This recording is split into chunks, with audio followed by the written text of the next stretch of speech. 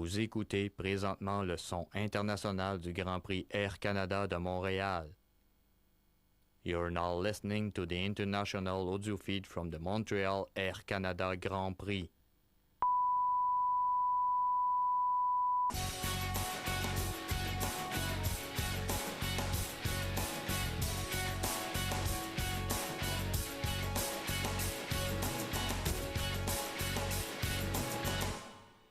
Vous écoutez présentement le son international du Grand Prix Air Canada de Montréal. You're now listening to the international audio feed from the Montreal Air Canada Grand Prix.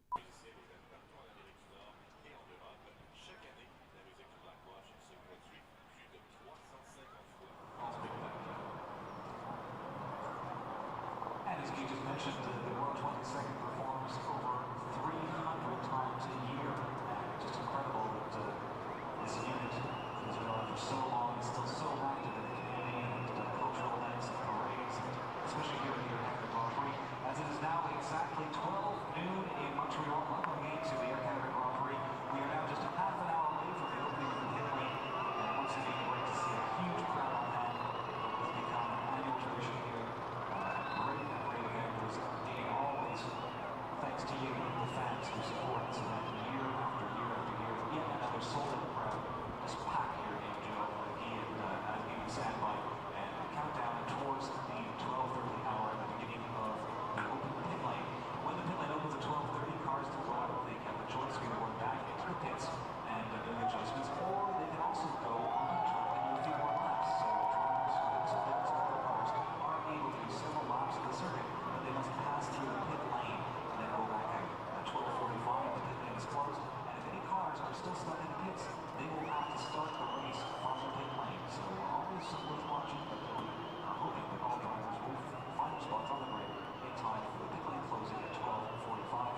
And speaking of the pit lane closing, we have a special guest, the Minister of National Revenue, the Secretary of State responsible for the Economic Development Agency of Canada for Quebec Regions, Mr. Martin Cochon, will be riding in the safety car for the closing of the pit lane.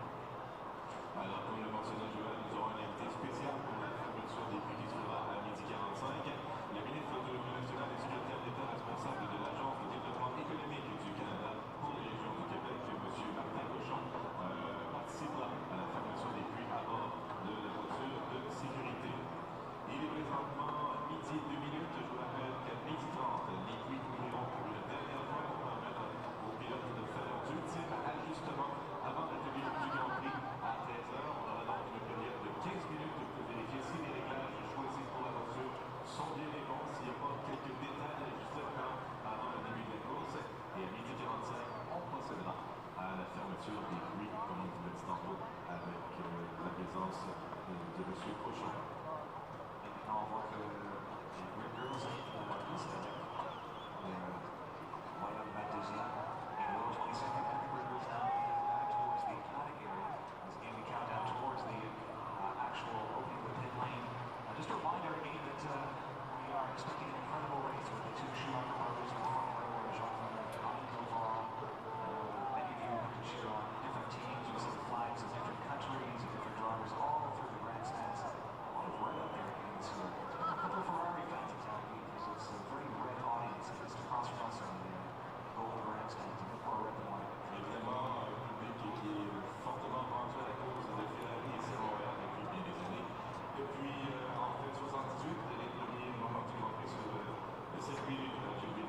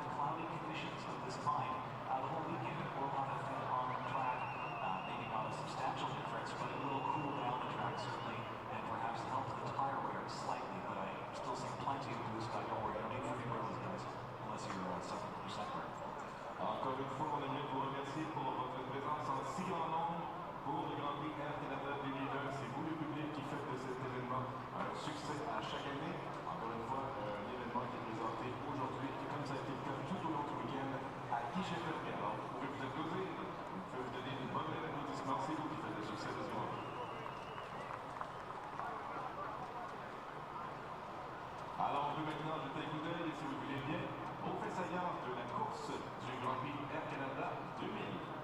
And now to refresh your memories, a look back at what was an incredible last year's Air Canada Grand Prix, the year 2000.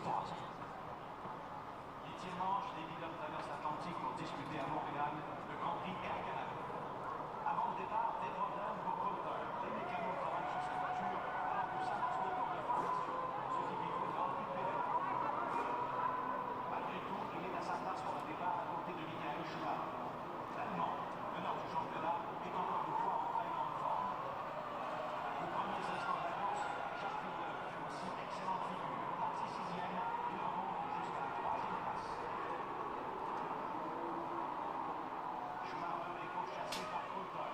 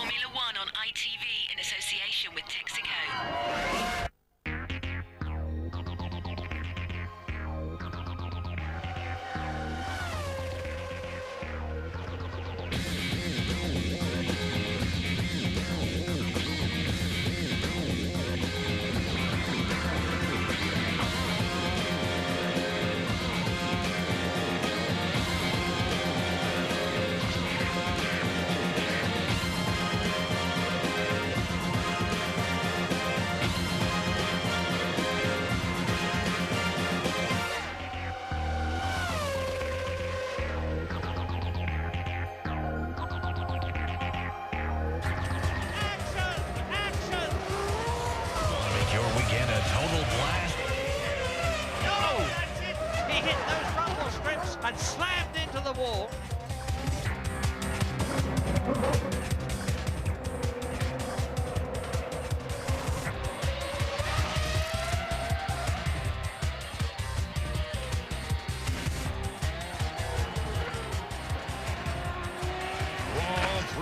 Street Festival. Michael Schumacher is going to improve on his time. A searing 1 minute 15.782.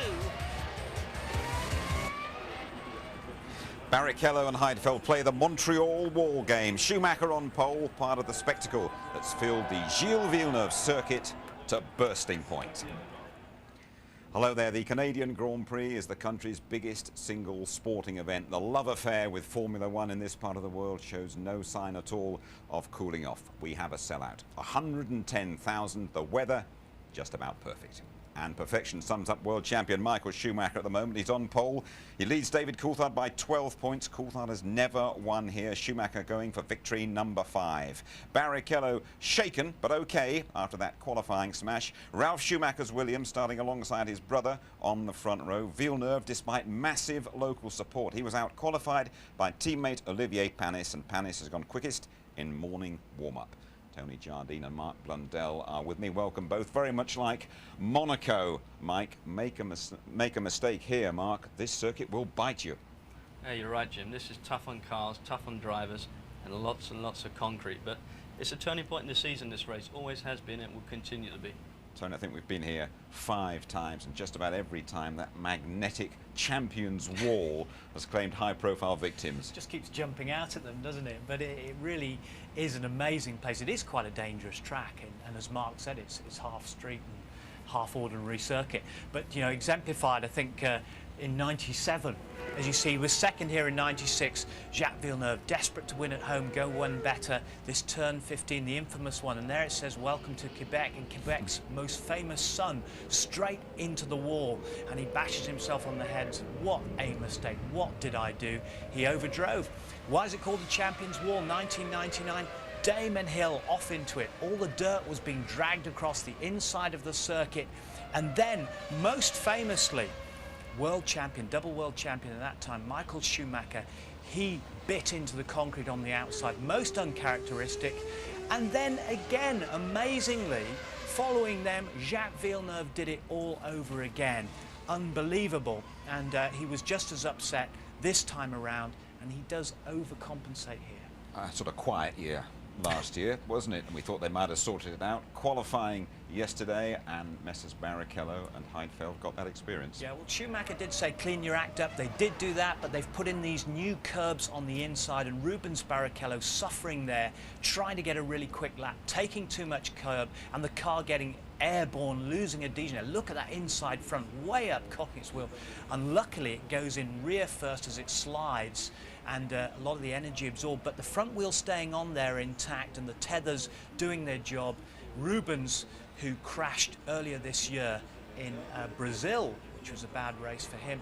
And it's not like him to crash, nor is it like it for Nick Heidfeld, but he said, I was playing catch-up. He went in more front three-quarters there, slightly more dangerous angle for young Nick. Saw how his head was rocked around, but the energy absorbed there. Look at the battering he takes there, bang, bang, from side to side on the cockpit, and the absorption all working very well. Mark, if you look at the rest of qualifying, no problems at all for Michael Schumacher. He did barely half a dozen laps and left them all trailing. Very impressive. Michael Schumacher at his best, the world champion here. Puts a sensational lap together. As a race driver, you always pull one of these laps out now and again, but he seems to do it so easily. And he made everybody else just look stupid at the end of the day. He was half a second clear of the whole pack.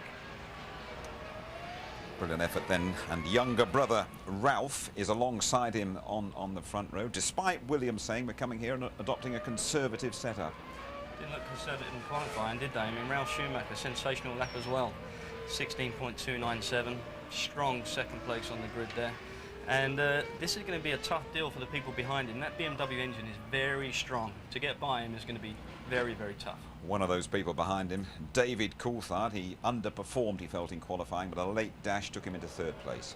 The car's not really been suited too much to the track at this point, and normally DC with the McLaren has been very strong. But he did pull a nice lap out at the end here, at the front of the traffic. this race is important. He has to win this to keep himself contention for the World Championship. Okay, right then, Tony, take us through the grid. Well, Michael Schumacher, sixth pole of the year. He looked absolutely serene, but the brothers together for the first time since Brazil, filling that front row. And then David Coulthard, he has to hope that his software talks to the engine, he gets off the line okay. Truly, he was sent to Parc Fermé early, reckoned he could have got third. Barrichello, we know about his crash. Panis, best BAR grid this year, and he's ahead of Villeneuve. Räikkönen, brilliant in seventh place, his first time here. Hakkinen, his fellow Finn, struggling. Villeneuve alongside Montoya. Battle of words between those two, battle of the Dodgems, and they've had a warning from Charlie Whiting as well to behave. Heidfeld, who you saw crash. Zonta in 12th place, a return for him. The test driver Jordan taking over for Heinz-Harald Frentzen, who's still got a headache after his Monte Carlo crash. Irvine not so good, the package here, and the tyres not working quite so well.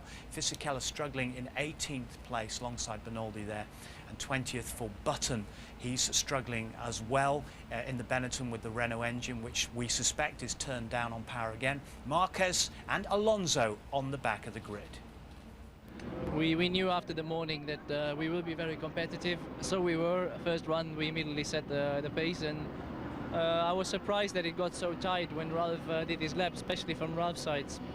I didn't expect him to be so close to us, but then we were able to improve and had a safe position. Congratulations, Ralph, alongside your brother again.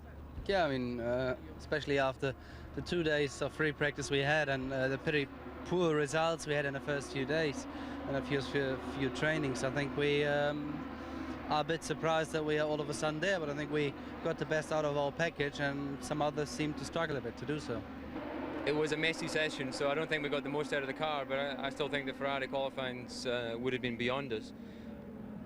That's something that they've shown this year. They've tended to be a little bit stronger in qualifying possibly than we have, so not a big surprise there, but it's really just an unknown how good we can make the car for race conditions. Not a good afternoon, actually a horrible one. I guess frustrating is the word. It is frustrating because it's a track that I enjoy so much. It is a place that I enjoy so much, and maybe God is reserving something for me. And race starting in 35 minutes time. I would think Ferrari are probably sitting back and enjoying the battle between McLaren and Jaguar for the services of Adrian Newey. Newey accepted as the top designer in Formula One. What's happened so far is that Jaguar announced he was going to join them next year. McLaren then said he is staying put with them as technical director, and now it's all in the hands of the lawyers. Personal friendships being tested to the limit. James Allen reporting.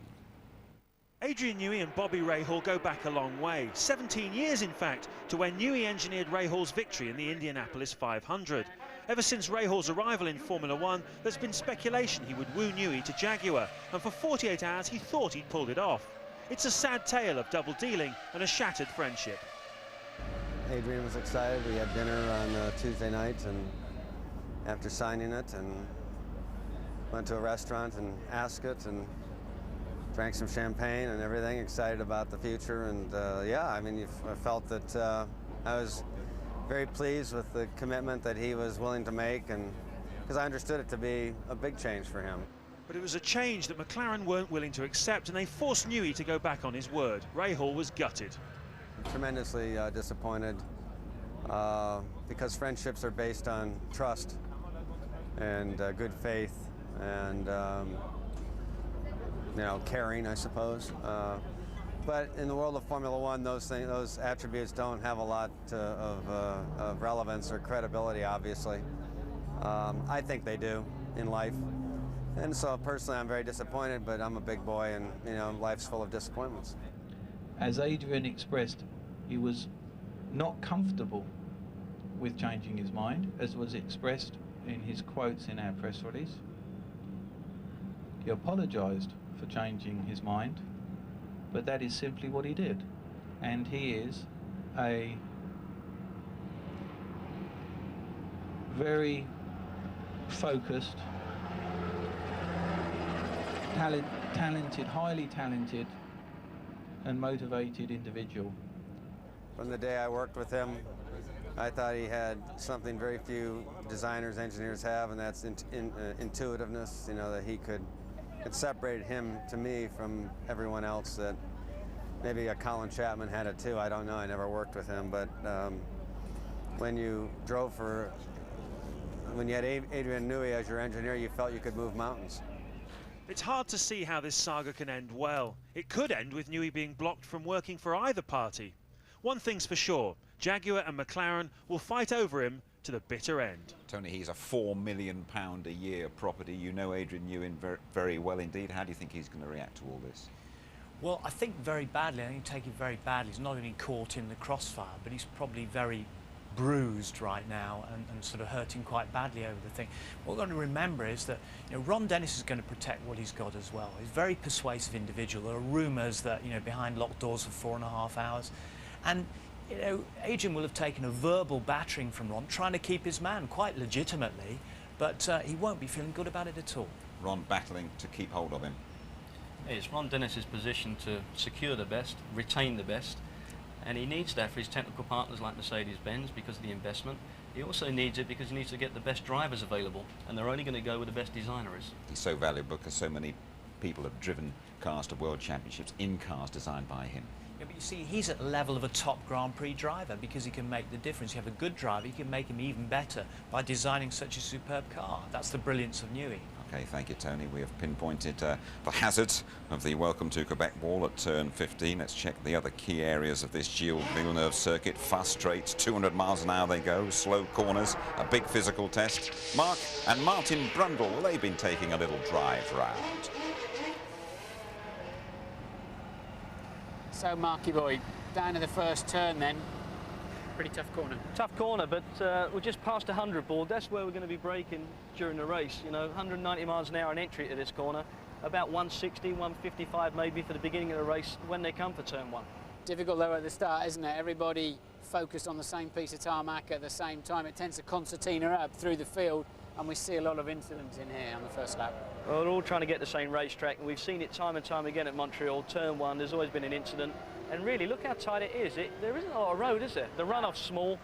We're going to see smoking tyres and, for sure, an incident during the weekend. Crucial corner, you've got to straight afterwards, and you've got to get the power on nice and early. But what a brilliant natural theatre to watch a Formula One car and driver at work. Yeah, great atmosphere in Montreal. Of course, this is not a permanent road course. It's actually like a temporary track in a park environment. And they put it on specially for the Grand Prix, but it is a great place. Look at the backdrop of the city. You've got the water next to you. We don't get to see any of that in a Grand Prix car, but it's great to enjoy it now. But it's all about these chicanes, big braking, a lot of traction, a little bit of understeer's nice on the way out of some of these corners. They all tend to open up and give you a bit of freedom, don't they? They do, but you know, when we're in the cockpit of a race car, you come into like the entry for here, it's blind. You can't see when you turn in, so you've really got to pinpoint, get your apex, and be nice and crisp on the exit. And every time you come to an exit, 9 times out of 10 around Montreal, you're facing a concrete wall.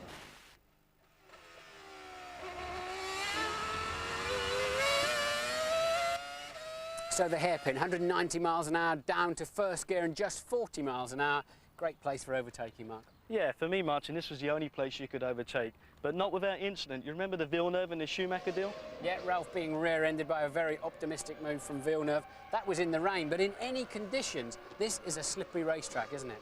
Well, harsh winters. I mean, it's a great day today, sun, but look at the racetrack here. Look at the splits. Gets very bumpy as well, and it's all about winter, 4 or 5 inches of snow in Montreal. Yeah, so then you've got to somehow find some grip on the way out, put your 800 horsepower down, but with today's technology, it's a lot easier for the drivers in the traction zone. Well, traction control does it all for them now, but at the same point, yeah, you're right, 800 horsepower, right foot, it's all about exit, all the way down to that last chicane, and you've got to get it precise and carry the speed.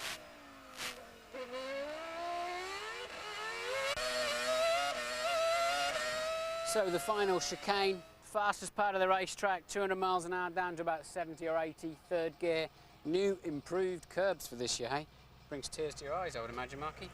Well, I tell you, a modern day Formula One car and these are not made for each other by any means. And the big issue is going to be, if you collect one of those at the beginning, it's going to launch the car, you're going to end up over here, and what do we have? Concrete wall. Despite some of the finest technology in the world, a Formula One car will not turn when it's flying through the air, and Nick Heidfeld demonstrates it's a very painful accident when you take a bite out of that wall. A bit like a ski jump, those curbs, Mark, aren't they? Well, to give you an idea of what we just saw in the film there, this credit card here, those curbs are as big as that. But what you've got to remember is that those cars travelling at 150 miles an hour, they've only got 10 millimetres of ride height. 10 mil, credit card, doesn't go. Listen, I hope you keep on the straight and narrow next weekend at Le Mans. Both you and Martin driving there. Good luck. How are you going to go? I think we'll be fine. I'm in the MG, Martin's in the Bentley, so side by side until the finish. You can tell us all about it in a couple of weeks' time, anyway. Now then, Michael Schumacher's 4 victories here, making the most successful driver in the history of the Canadian Grand Prix. You want to find out a bit more about what's happened here over the years? Well, Murray Walker has seen the lot. Since 1978, the Canadian Grand Prix has been held at Montreal on a superb 2.7-mile circuit which circles a man-made island in the St. Lawrence Seaway. It's a superb setting with the high-rise buildings of the city in the background, and it's renowned for really exciting racing. 1978, which was my first full year of Formula One commentary, was also Montreal's first Grand Prix, and it saw Canada's hero, its very own Gilles Villeneuve, win for the first time in a Ferrari. A very heady mix. Villeneuve wins, and 100,000 cheering Canadians go wild with delight at the first ever Grand Prix win by a Canadian in, of all places, Canada. 1979 was a real thriller, a race-long duel between Australia's Alan Jones and Gilles Villeneuve.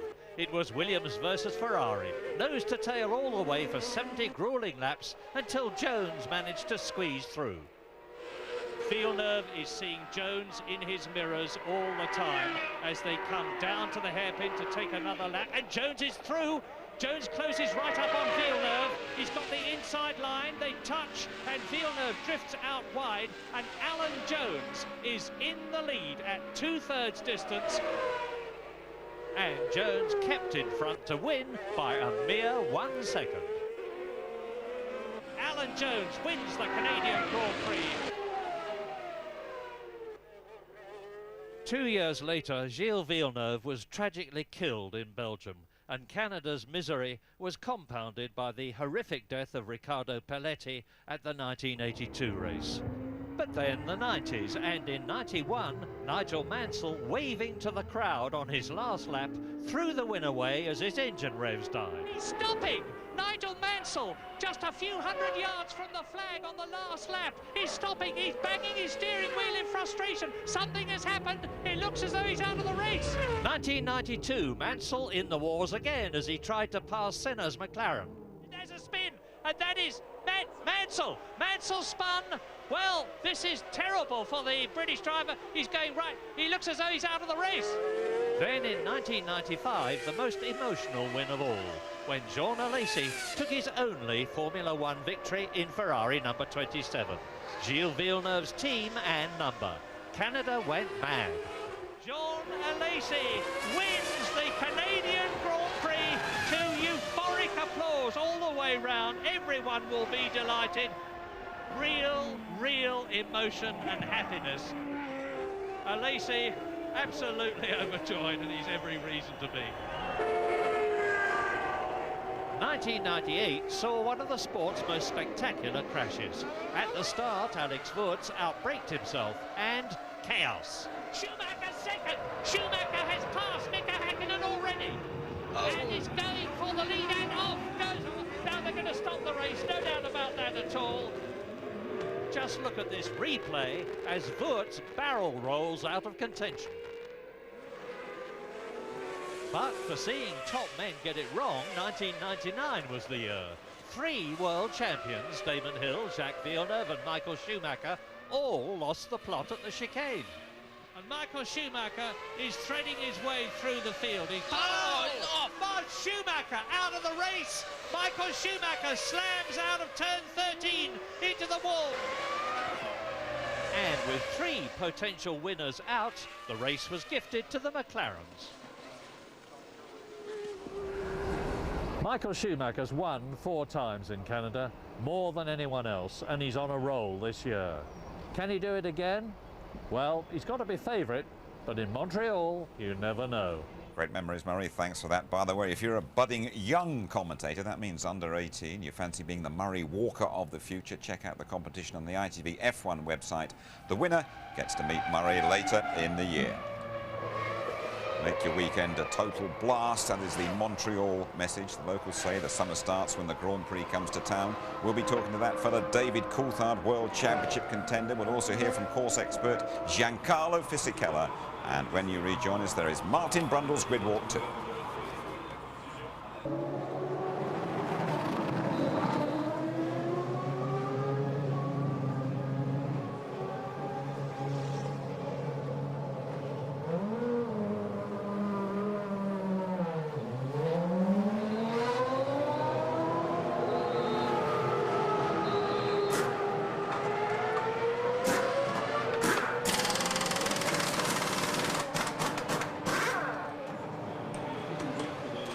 Jarno Trulli, fourth on the grid. You've had some problems in the past that first corner, but does starting this far forward mean it shouldn't be an issue? I hope so. I mean, the first corner here is it's very tight and also very slippery, so very often we have had in the past accident. I just hope that this year I can get away without problem and do a good race.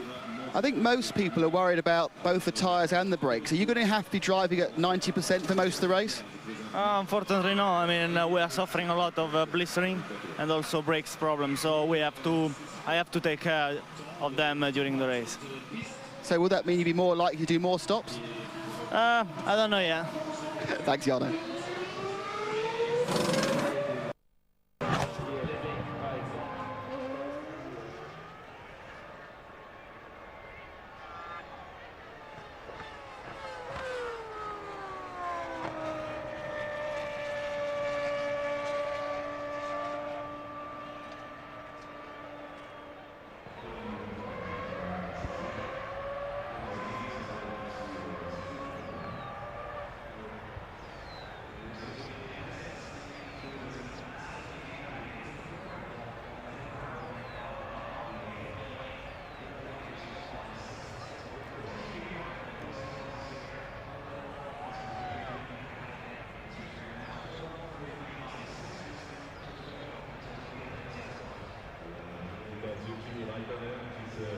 prépare tranquillement au départ de ce Grand Prix Air Canada. Raikkonen qui a réussi à devancer son compatriote Mika Hakkinen à la convergence.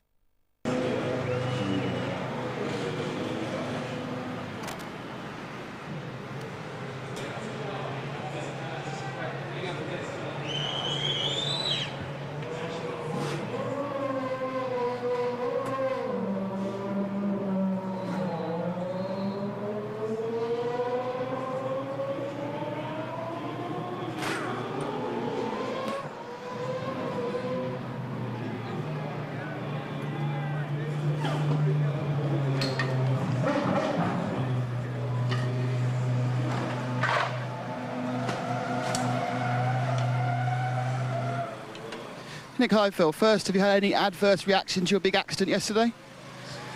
If I did have what? Sorry? Do you have any reaction to your accident yesterday? Oh, no, it's quite okay. I have a little lump here on the left-hand side, but driving I nearly don't feel it. Now, looking forward to the race, what is the key point to it? Is it just saving your brakes and your tyres? Well, I think we won't have so much problems with brakes. From what I've heard, I think other teams are more in trouble there.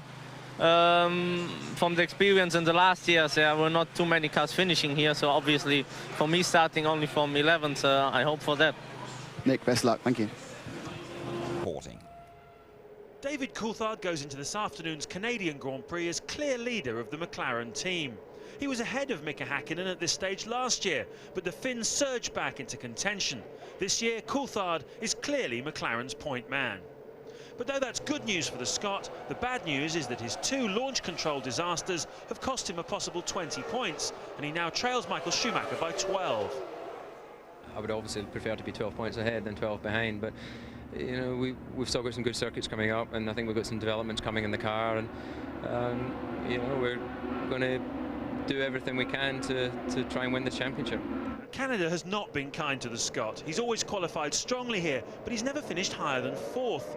This year, qualifying has been the problem, and he hopes the race will be a different story. I think actually this is probably my weakest performance in qualifying in all the years I've been here.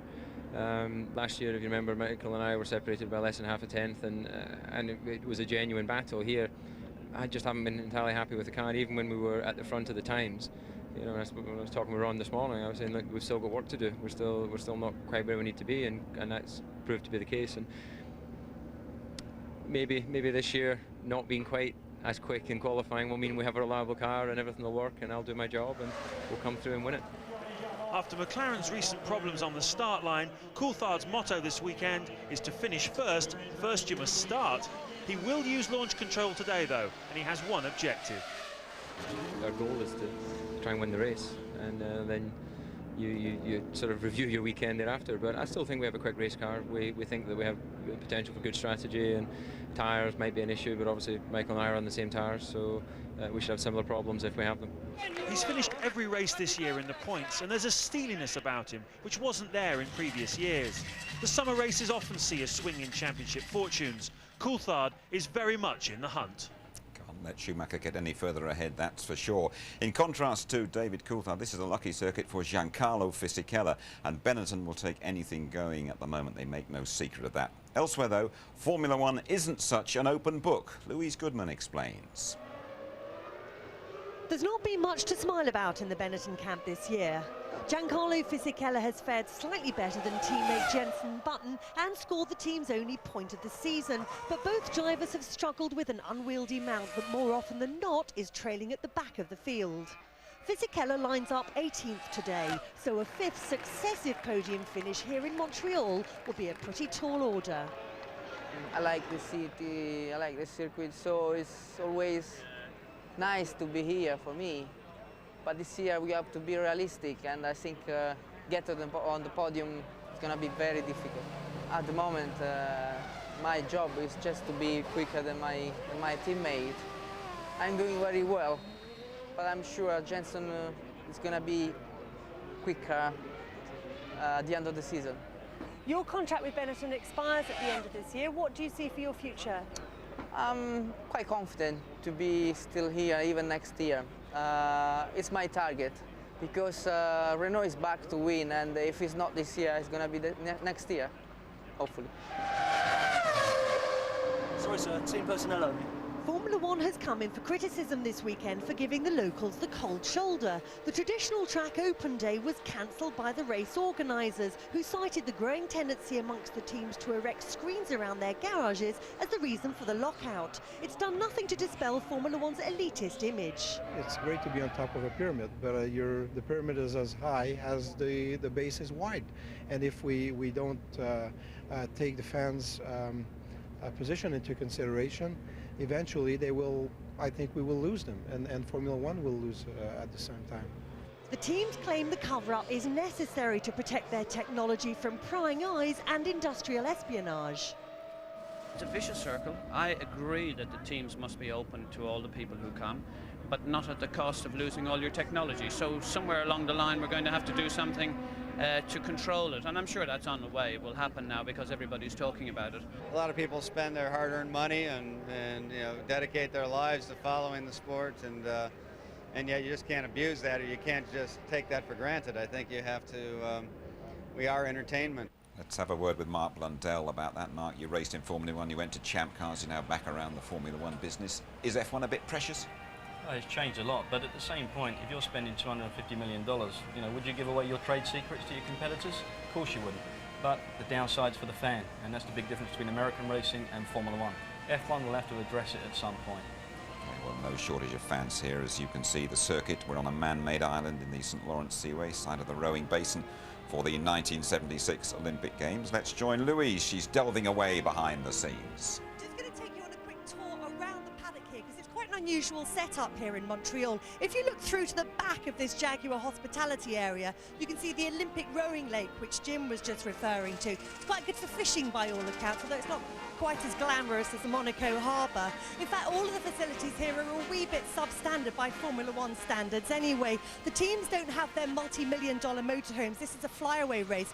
they've all stayed back in Europe, so they have to make do with these glorified camper vans instead. And they don't have the luxury of their race transporters either. If I just take you across this walkway, we can have a quick peek into the back of the Jaguar garage. As you can see, it's all a wee bit crowded in here. These are the packing cases that the teams will bring the equipment out to the races in. Now, this area is normally a hive of activity. It's a bit quiet at the moment. That's because all the action is taking place through that garage and out on the track. And I think Martin Brundtle's there right now. Thanks, Louise, and welcome to the grid. We're in the middle of the grid today. Nick Cage, the actor, and Jim Carrey, the actor too. They're on the grid, but they're heading up the posh end. I thought we'd go down the second half of the grid today. There's a lot of interest going on. Villeneuve here, alongside another Indy 500 winner, Montoya. Great timing there for the air display. The two side by side. There's been some amazing words between them. Apparently, Montoya making some pretty awful comments to Villeneuve. Villeneuve had him by the throat. I tried to speak to Juan Paulo. He says, I know what you want to talk about, and I don't need to talk about it today. And that's fair enough, because he wants to get his head into gear. But, you know, what's the philosophy down the back end of the grid? How do these people approach the Grand Prix? And often we spend our time up there. Let's see if we can get a bit of an idea of what's going on down here. And Frentzen having, well, Zonta, of course, taking over Frentzen's position. We've got an arrows down here. Let's have a word with Tom. We saw plenty of the arrows in Monaco, of course, with the... Tom, have you got a couple of minutes? So, we're just interested. We're talking about the second half of the grid. What's your philosophy, Tom? Do you go about this motor race thinking, how do we win it? Or are you racing the people immediately around you? How do you go about today? Well, you've got to try and figure out how you can race the ones that are around you and just in front, so you can get in the tail end of the points. So you had a lot of aggro in Monte Carlo. They took your front, that extra front wing you had off. You were pretty angry about that. Yeah, because it complied with the regulations perfectly. We had it approved beforehand, and it was just taken off as a whim, really, by the organisers. But anyway, that's Monaco, and it's behind us now. So Bernoldi, there was a lot of fuss about that, and Coulthard, do you really think he should have held him up so long? Don't you think he actually compromised his own race too much in the end? No, I don't think so. I mean, you're Coulthard's manager, so you'll obviously think that that we should have let David pass. But at the end of the race, if David had finished 6th and Bernoldi 7th, how was he going to feel? You know, David was at the back of the grid because his car had a problem, and they were fighting for 15th place, and that was it. And if you look at the stats, no matter what happened, David would never have finished any higher than he did in the race. Yeah, I agree, because he'd have only caught other people up in front of Bernoldi. But anyway, let's hope we have a more fun day today and less aggro, Tom. Thanks for talking to us. Let's wander a little bit further along. Now, here's a little bit more aggro. De La Rosa, the top Jaguar driver this weekend. He's already in the car, of course, holding up Eddie Irvine on his final qualifying lap. And Irv the Swerve not at all happy. Let's have a word with his manager, Zanarini. Zana, is your man happy? A little bit happier today after, you know, the warm-up this morning. Found out what went wrong yesterday. So a little bit of regret because we are starting from the back, but hopeful for the future, huh? Okay, so he's still confident he can do something. Thanks for talking to us. Let's have a quick word with Jackie Stewart, finally. Jackie, if I can stop my... and we can turn around here. Jackie, you're with the Jaguar team, of course. What do you think the chances are from right back here? Well, I mean, the biggest chance is staying out of trouble in the first corner, Martin, as you know. It's the wrong place to be for the sort of incident that normally occurs here in Montreal. A lot of business up front. You could easily get involved in a lot of damage. Okay, who do you think is going to win this race, Jackie, finally? I think Michael Schumacher's dominated all weekend. If his car stays together, the only guy that can compete is David Coulthard. Okay, thank you, and back to you in the studio. There he is, Michael Schumacher, odds-on favourite to win here today, as Jackie Stewart has just pointed out. The first corner here in Montreal can be a little horror, and today we have to factor in an extra ingredient, that is launch control. David Coulthard starting behind the Schumachers, and David Coulthard really needing his best Montreal drive ever. They really do go at a heck of a lick here. Ralf Schumacher up there alongside his brother on the front row. They'll hit speeds of 200 miles an hour, and the wall beckons the careless at turn 15. We're almost ready to go then. The Canadian Grand Prix is coming up for you very shortly.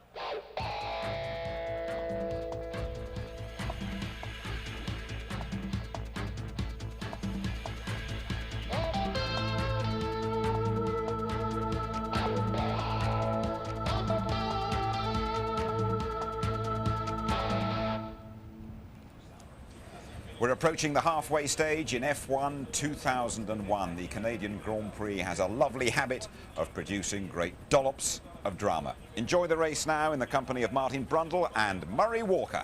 And what a fabulous, fabulous sight that is. An absolutely unique Grand Prix location. The Ile Notre Dame here in the St. Lawrence Seaway. And the great hero of Canada, Gilles Villeneuve, whose son Jacques is starting here from 9th position on the grid. Well, this weekend so far has been dominated by a lot of nasty politics and a lot of unpleasant words between some of the drivers, but now it's the race, and here are some points to establish. This circuit is a car breaker. If you can go the distance here, you're doing well. Brakes take a terrible hammering. Tyres, well, Ralf Schumacher there, second on the grid, is on the harder compound Michelin. He thinks that's an advantage. Michael Schumacher, his brother alongside him in pole position, is on the softer Bridgestones. We'll see. David Coulthard there in 3rd position on the road. This is a circuit where you can overtake, but let's hope there's not too much of that at the first corner here, because that's the one where there is so often trouble. Tremendously close here this morning in the final half hour of the warm-up. There was just over 1/10 of a second, listen to this, just over 1/10 of a second covering the top 6. Incredible. Jordan going well. Ricardo Zonta returning to Grand Prix racing with Heinz-Harald Frentzen out after his crash at Monaco, 3rd fastest this morning. The McLarens 2nd and 5th, the Ferraris 6th and 8th. Does that mean they're on a 2-stop strategy? We know that Eddie Irvine, 15th on the grid there, and the Jaguar on the softer compound Michelins is on a 1-stop strategy, so we can expect to see him sprint through the field. The opening lap or two is going to be sensational. Well, of course, we've seen many accident here going into that first corner, and it's just fast enough to build up serious head of speed, as we've said. And then all hell breaks loose as they all point at the same piece of tarmac.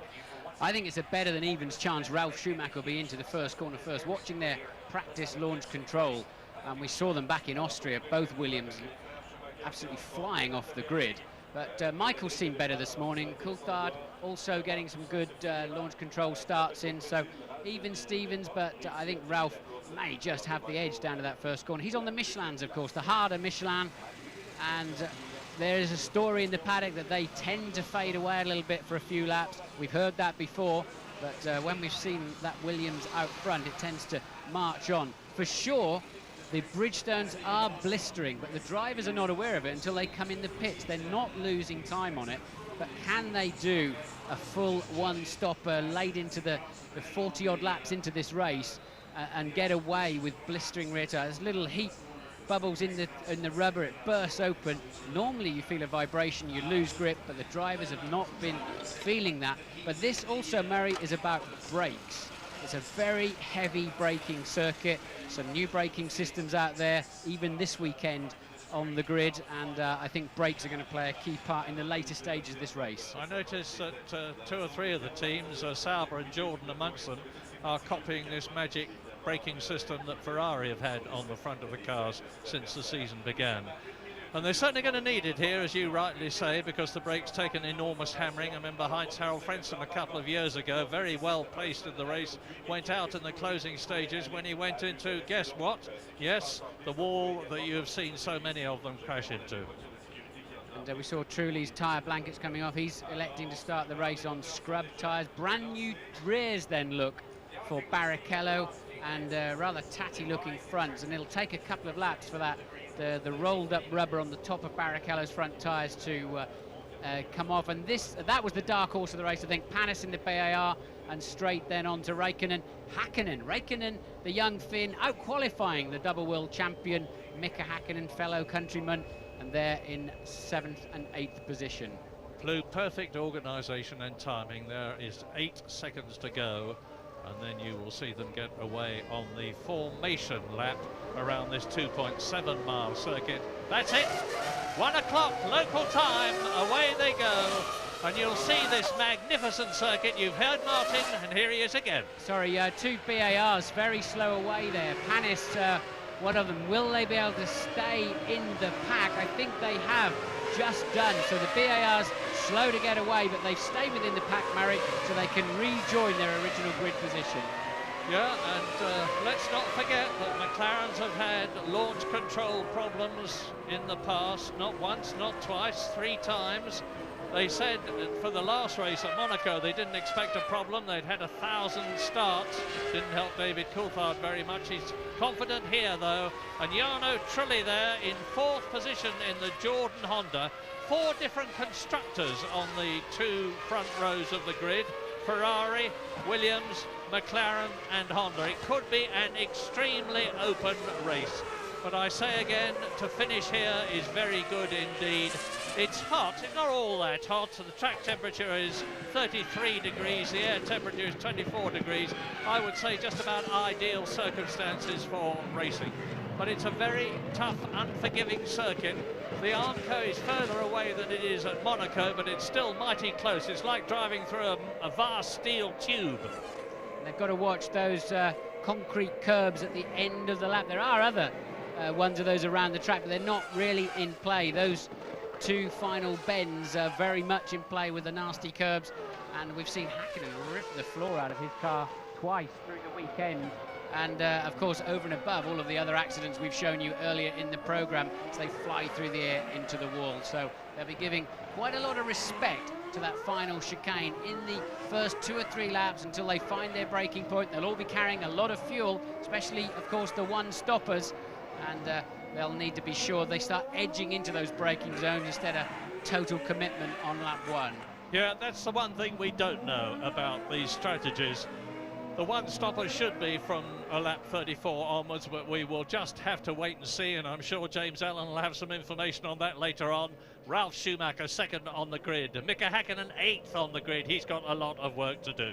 Just saw Coulthard throw something out of his cockpit. They're still forming up at the back, still warming up their tyres at the back, which they shouldn't really be doing. Practice starts are not allowed on the green flag lap, but finally then, the back of the grid forming up, Murray. Craig Pollock intent looking at his 2 drivers.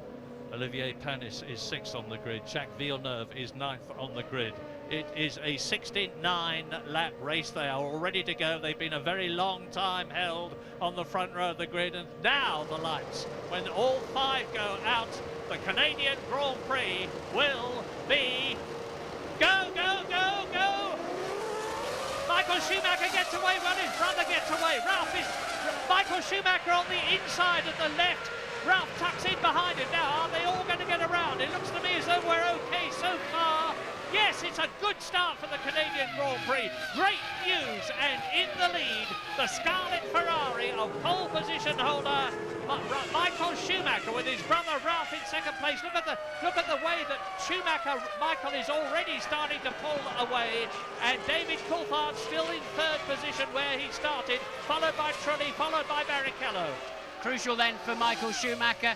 Ralf made up the 4 or so metres he was behind, but could not go round the outside, and that is crucial. Michael can get away. We think Ralph's qualifying performance was exceptional, probably put his car higher up the grid than it should have been, and it's Coulthard now that faces the problem of Ralf Schumacher in the early stages. Yeah. But Martin, Barrichello has got ahead of Trulli. Rubens Barrichello in the Ferrari, who started 5th on the grid, has passed the yellow Jordan Honda of Jarno Trulli, and Trulli has now got Olivier Panis tucked up underneath his rear wing. Lap 1 of 69. Now this is the dreaded chicane.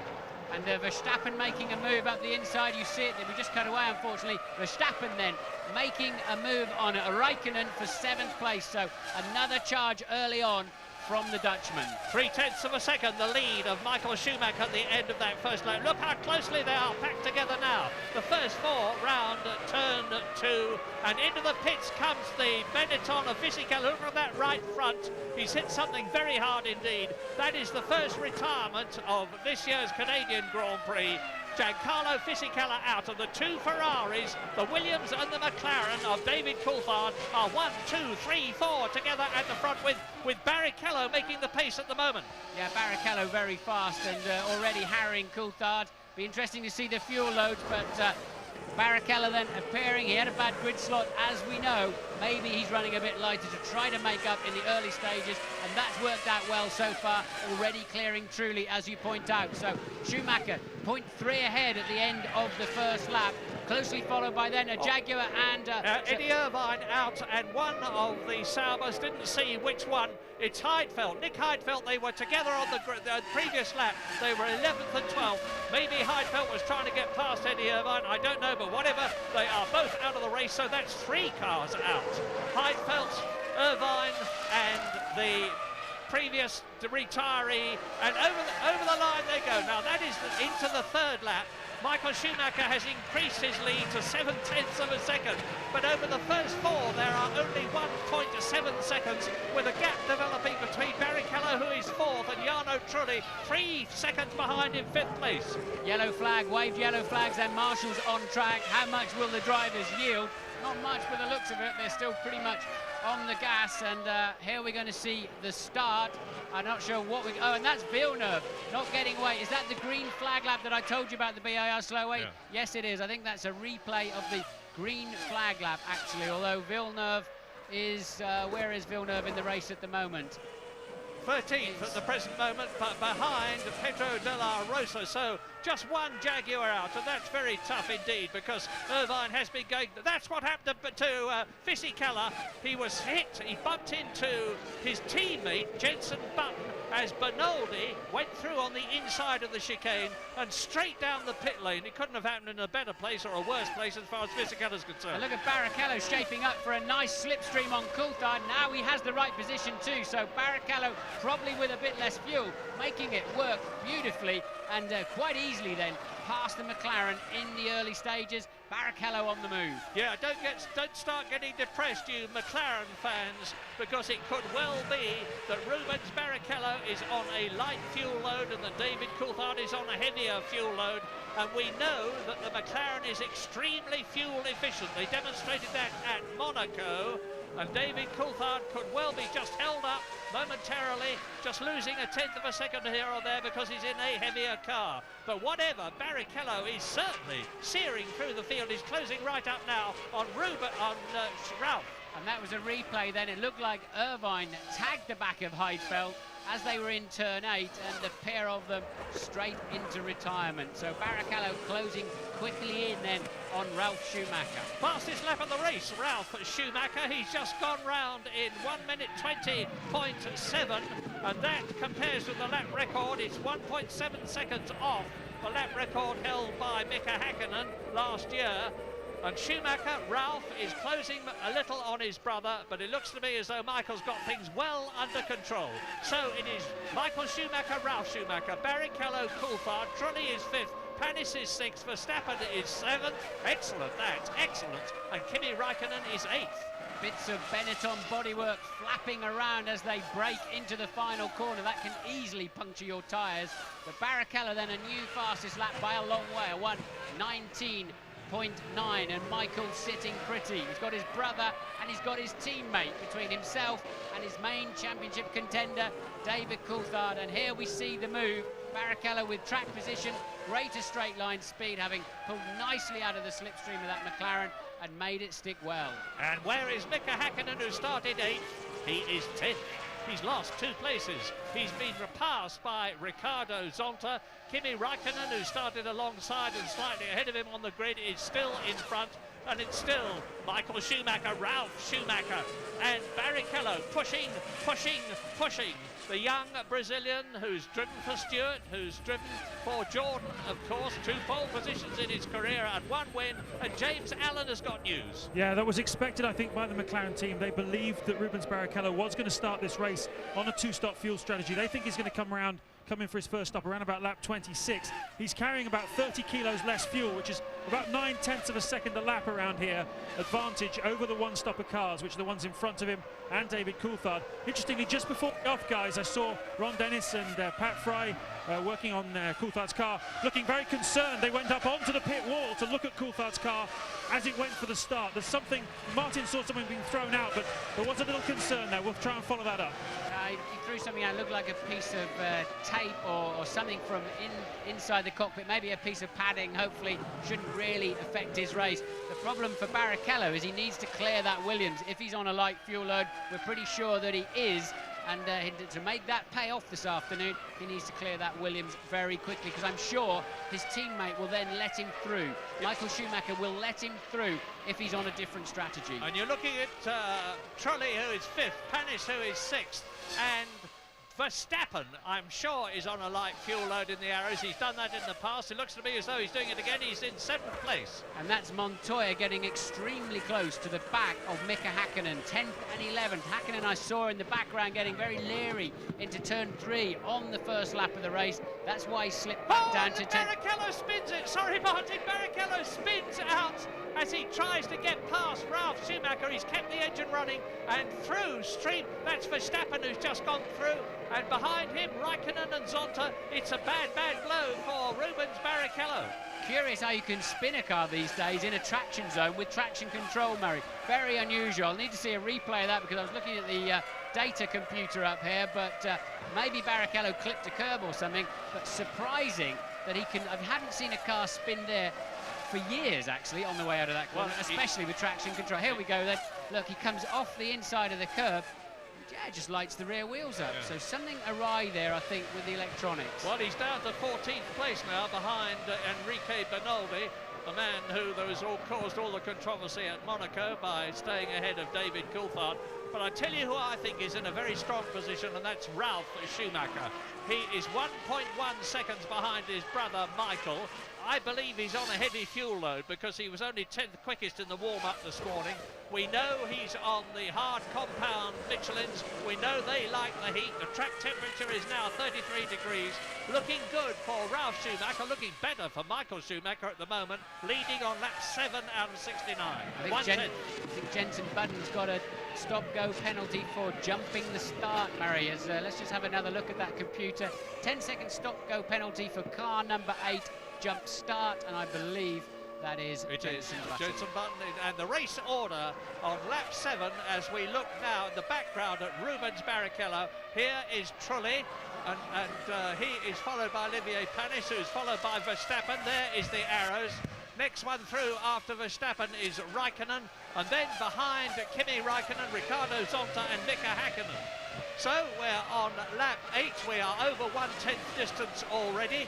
Retirees, Fisichella out early, Irvine and Heidfeld had a coming together. So that is 3 retirements, and into the pit lane comes Jenson Button now for his 10-second penalty.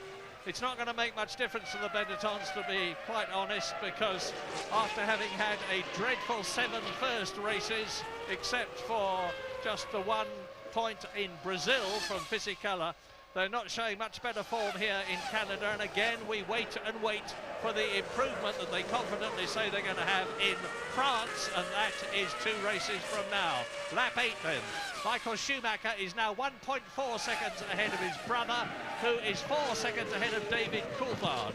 But this race is going to go on like this until the pattern emerges with pit stops. Some people will be on a 1-stopper, which is usual here. Some will be on a 2, which is comparatively unusual, and we're on going to a break.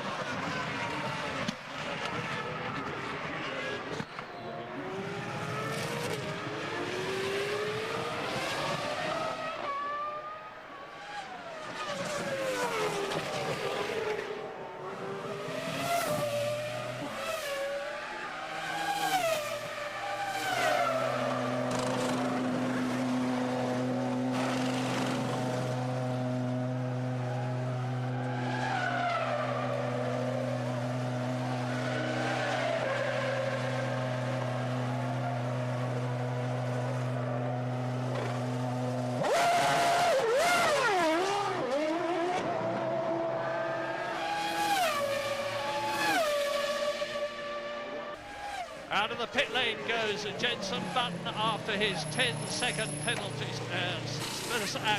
And here is Jenson Button with Michael Schumacher leading on lap 10. But watch in the background the orange arrows of Jos Verstappen. He's driving absolutely superbly in the Asia Tech powered car, and he is in 6th position. And look at the way he's pushing Olivier Panis in the white VAR, who is chasing Trulli in the yellow Jordan. And they are 4th, 5th and 6th. Now Verstappen coming out of the last turn so much faster than Panis. Going to go down the outside. Panis surely can close him off.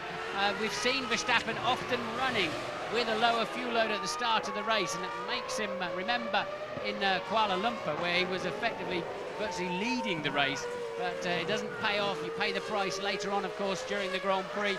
While you're away, Alonso has dropped out of the race. Jenson Button has made his 2nd pit stop. The first was for a speeding penalty. The second was for a change of tyres, and I saw his mechanic pointing at the nose saying there is some damage too. Louise, what can you tell us? I'm going to have a chat with Giancarlo Fisichella 4 times on the podium, but it wasn't to be this time, was it? Yeah, unfortunately, Bernardi had a problem in the hairpins with his engine. I don't know what happened, it stalled or something like that. And in acceleration, I went on his back of the car and I broken my front nose. And then in braking for the last corner, Jenson overtook me, but he comes completely on my line, and there was no front nose and no front downforce. So when I went in braking, I just went on his car. Very sorry about that. Thanks, Giancarlo.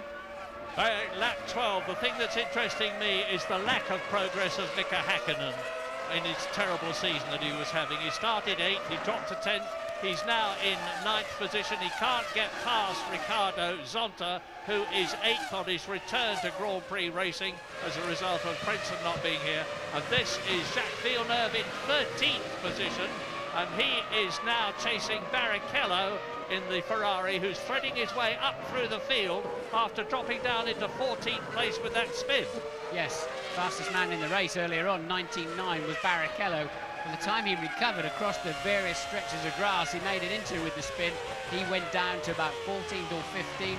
Bernaldi pitted, that led him through 1 place, and now he's passed Villeneuve for another, and already chasing De La Rosa down next in the Jaguar. So Barrichello once again making his way through the field. What's surprising me, Murray, in a way, is that Trulli is hanging on to 3rd place man Coulthard without too much difficulty, and dragging Verstappen, Raikkonen, Zonta, Häkkinen and Montoya pretty much along with him.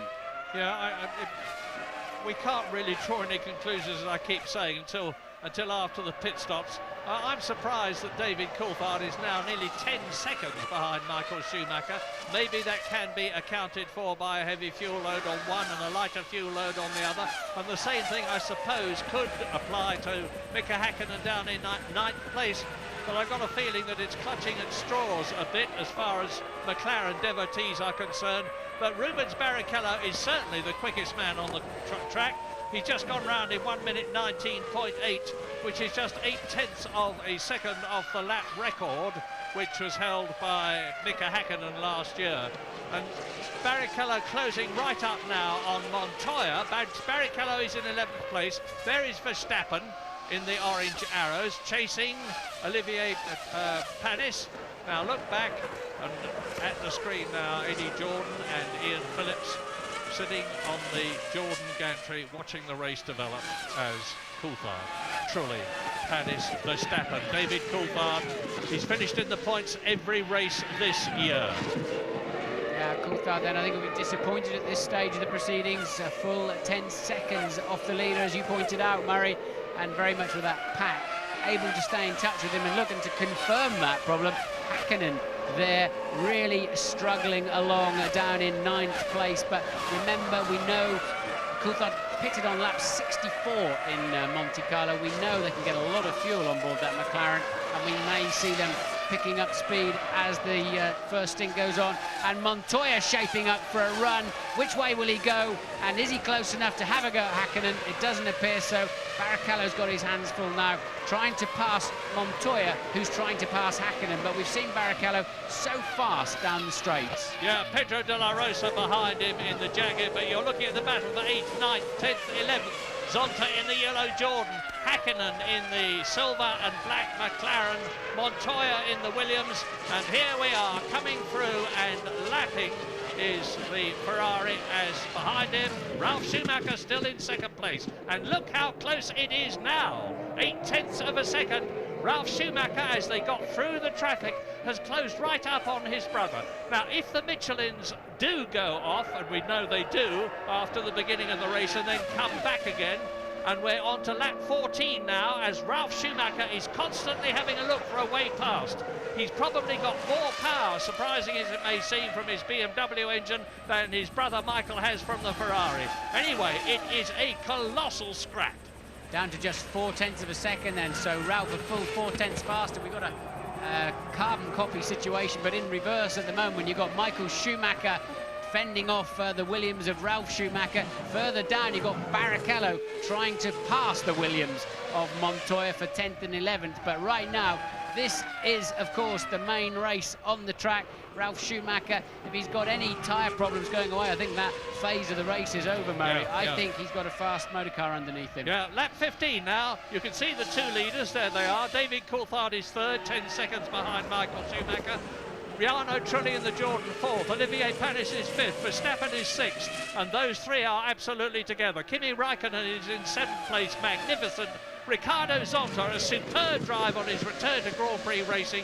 He is in 8th position in the race, and he's ahead of and has passed Mika Hakkinen. Montoya is 10th, followed by Rubens Barrichello. And everybody up to 17th now has been lapped. Jenson Button, of course, has been in for a 10-second stop and has been lapped. Alonso is out, Heidfeld is out, Irvine is out, Fisichella is out. The brothers Schumacher exit the chicane and go through and complete their 15th lap into lap 16, and the gap between them, half a second. That was the gap between them on the front row of the grid after qualifying. It's mighty close. Well, these two brothers were in a class of their own, in my view, in qualifying yesterday, and that's certainly the case then in the race today. They've got the cars working very well, but look, what a menace Ralf is going to be for the rest of the afternoon. I don't think Michael's going to easily pull away from that Williams, and Ralf looking very secure. Michael will remember the mistake he made here and clouting the wall, taking himself out of the race, and he won't be wanting to do that. He could well do without this pressure from his little brother. Yeah, Michael Schumacher has driven in twice as many Grand Prix as his brother. He is 7 years older, but there are those that think that now that Ralf Schumacher is developing as well as he is and has got rid of the wildness that he had when he started with Jordan, he's going to be more than a match for brother Michael from now on, particularly as Williams, BMW and Michelin hone the package. David Coulthard third, Trulli fourth, Panis fifth, and in sixth position still the magnificent Jos Verstappen. When is he going to have to come in? We're on lap 15 now. If he's on a two-stop strategy, I would think he's going to stay out there for at least another 11 laps. And Bernaldi was accused of holding up David Coulthard at Monaco so that his sponsor could get the maximum amount of television coverage. Well, Jos Verstappen has done a superb job for them this year, and he's doing a fantastic job for them here in Canada. Trulli, Panis, there is Jos the boss, the very tough, pretty determined Dutchman who runs a karting school at Marseille, where he lives. And now Louise Allen has news. It's Louise Goodman-Murray with Eddie Irvine, who's finally made his way back to the paddock. Eddie, we didn't really get a clear view of what happened. What can you tell us? It's just, car felt good like it did this morning. We've made a big setup change overnight, and it's just transformed the car. And the car was back to the way we thought it should be, and trying to make up ground, and didn't do it. But the greatest overtaking maneuver on Heidfeld, and two of his touched. But I had to get stuck in. There's no option when you're 15th on the grid. Thanks, Eddie. Or even James Goodman. Sorry, Louise. Yeah, well, that's as near you're going to come from a racing driver to admitting fault. I didn't do the greatest overtaking manoeuvre. In other words, I ran into him, but at least Eddie had the good grace to virtually admit that anyway. But he was trying to make his way through the field. Ralf has been stunningly fast in the middle sector of that final, of the last lap. A new fastest lap of the race then for Ralf Schumacher that time around. The gap down, according to the computer, to 0.4 of a second. Looks a bit less than that to me now. I was talking to my wife earlier on. She said, I do hope the brothers Schumacher don't get too violent with each other. And my answer to that is both of them have said we've raced against each other for years and years and years in karts. We know where one is good and the other is not so good, and you don't have to worry. We are not going to take each other off. Well, first of all, Ralph has got to get right up with his brother before he can attempt to get past. We're on lap 18 now. Ralph Schumacher has again gone faster than anybody else has been. He's knocked 0.2 of a second off his previous fastest lap. They still haven't got down to quite the lap record speed from last year, but it's getting quicker all the time as the fuel load goes down. Yeah, so it's Michael who's pulling the fastest first sectors, and Ralph clawing 0.3 back through the middle part of the lap. The man under pressure is Coulthard in third place, 12 seconds off the lead, now just 0.6 ahead of Trulli, and losing 3/4 of a second to Trulli last time around. So Coulthard coming under pressure. Meanwhile, Ralph keeping the pressure on Michael too. Yeah, and this is bad news for McLaren and bad news for David Coulthard, because at the present moment, Michael Schumacher's on a maximum 10 points. His teammate Barrichello is a long way from being in the points at the moment. He's in 11th place. But David Coulthard, who is 12 points behind Michael Schumacher in the World Championship at the moment, is now a further 6 points behind, the difference between first and third. Jarno Trulli driving an excellent race. It really is time this young Italian was able to finish where he deserves to finish. He's had all sorts of problems. He's an excellent driver. He led a Grand Prix as long ago as 1997 for Prost in Austria, and at the present moment he's fourth, still ahead of Panis and Verstappen. Verstappen you're looking at there then, so there is that train, third, fourth, fifth and sixth, and it's very, very close. There's just over 2 seconds between the lot of them, and James is down in the pits. Yeah, definitely something amiss, I'm afraid, with David Coulthard's car. He should be, even if he was carrying a little bit more fuel, he'd be only about 6 or 7 seconds behind the leaders, not the 12 or 13 he is. Pat Fry, his race engineer, has now come off the wall. He's in the garage, and they're working on the spare car. There's obviously something on the spare car that they want to either take off or learn from, that when David comes in, they can change it. There's something he's fighting in that car, guys, and that's the reason he's off the pace. Yeah, look at this battle behind. Zonta in the yellow car is 8th. Then there's Mika Häkkinen, Montoya and Barrichello. There's the Scarlet Ferrari of Barrichello having a look at Montoya. And the chap who's holding them all up in comparative terms is Kimi Räikkönen in the Sauber with the yellow mirrors. It's Räikkönen, Zonta, Häkkinen, Montoya, Barrichello, all virtually nose to tail, because Räikkönen is going slower than the rest of them behind him can ideally go. I've said it's in again comes Jenson Button. His teammate Fisichella was the first retirement after he had lost virtually his left. Two cars in the wall. It's a Ferrari. It's Barrichello. Sorry, Martin. Rubens Barrichello out of the race. Now, debris on the track. Who was the other car? You can. I think there'll have to be a pace car situation there. You've got 2 cars in the same place, and we think it's Montoya, of course, so they were nose to tail. Maybe Montoya went off and took Barrichello with him, and the safety car is out. That's the only thing they can do. Safety car deployed then.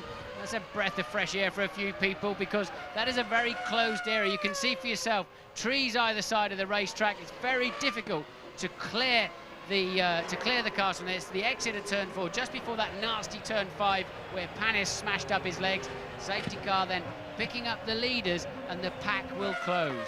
Beautiful timing from the point of view of the safety car as it came out of the pit lane. Michael Schumacher and brother Ralph closed up behind it. Now we're on the lap 21 out of 69, and it's going to be even closer when the safety car pulls in.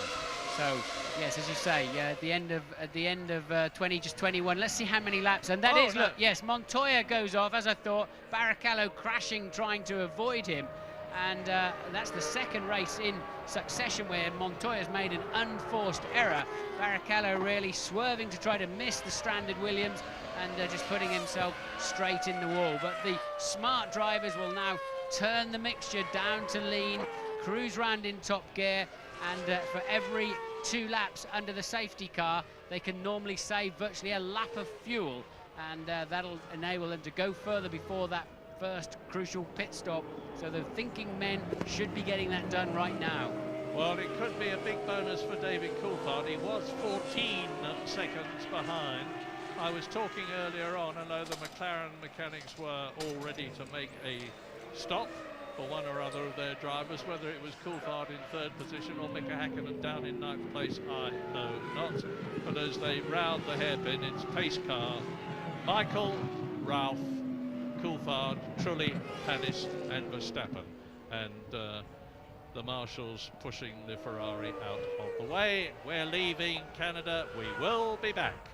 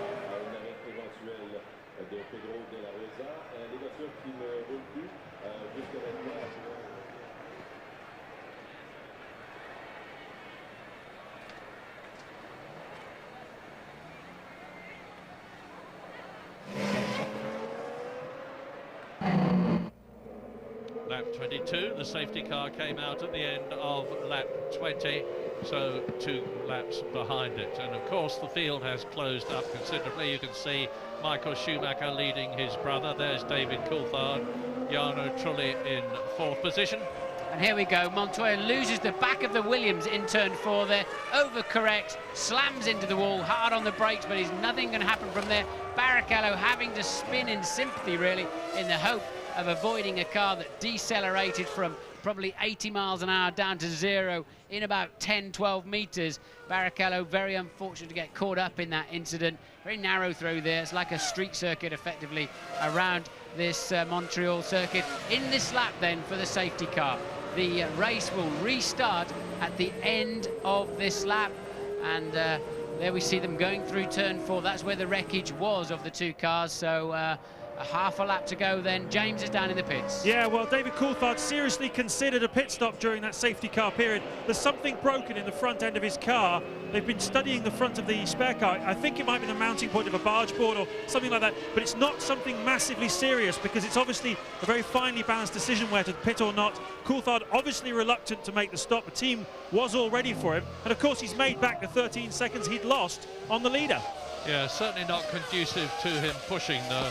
Pedro de la Rosa has benefited from the accident between Barrichello and Montoya. He's moved up to 10th position behind Mika Häkkinen. You can see Michael Schumacher keeps smoking his front tyres. He's trying to warm his brakes up and his tyres, but going at it a little bit too hard, and he wants to be careful he doesn't create some nasty flat spots there. It gives you a vibration, and at a couple of 100 miles an hour, you can't see where you're going because your eyeballs are vibrating too. But all the cars then, all the drivers trying to generate some heat in the brakes, in the tyres, ready to restart at the end of this next straight. Still no scheduled fuel stop. Well, hello, what's that bit of debris on the track? Has it been spotted by the marshals? Where is it? Well, it is somewhere round about turn 5. I was saying still no scheduled fuel stops. I was expecting them round about lap 26, and this is lap 23. But of course they will be extended now. Michael then has got the jump on Ralph. Michael caught them sleeping a little bit there, and he is away, and he's opened up a small gap. Coulthard then managing to haul in that 12-second deficit courtesy of the safety car. And this is slow puncture territory we're in here, because a lot of debris on the track. Two Benettons running into each other. That's Verstappen out of sixth he place. Was sixth, if you remember, and as I expected, he's on a two-stop strategy. Yeah, pity he didn't stop under the safety car then, because he's wasted that opportunity. But as I said, slow puncture territory. Two Benettons into each other, Irvine into Heidfeld, and now Barrichello and Montoya both in the wall big time. And Michael, look, making the most of this restart. Yeah, although you can't crouch in the cockpit because you're so tightly belted in you can't move, Michael Schumacher, when he's really trying, as he is now, gives the impression of crouching. His head seems to go lower in the cockpit. He looks over the side of it, and he's putting distance between himself and his brother. David Coulthard holding on, and Trulli and Panis. Between the top 5, there are 3 seconds. And remember that Ralph on the harder Michelins, although it's difficult to know whether they're harder than the Bridgestones, but clearly taking longer to get those tyres up to temperature than the Bridgestone runners that are all around him.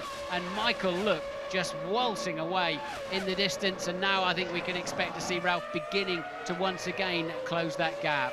And Kimi Räikkönen for Sauber in the points again. He is in 6th position ahead of Ricardo Zonta, who is returning to Grand Prix racing with a flourish. Trulli is in 4th position in the Jordan Honda. His teammate Ricardo Zonta is in 7th place. The top BAR, which also uses the Honda engine, is Olivier Panis. And Jacques Villeneuve is having a torrid race. He's down in 10th place, not even looking like being in the points at the moment. But there are still going to be a lot of retirements. Lap 25.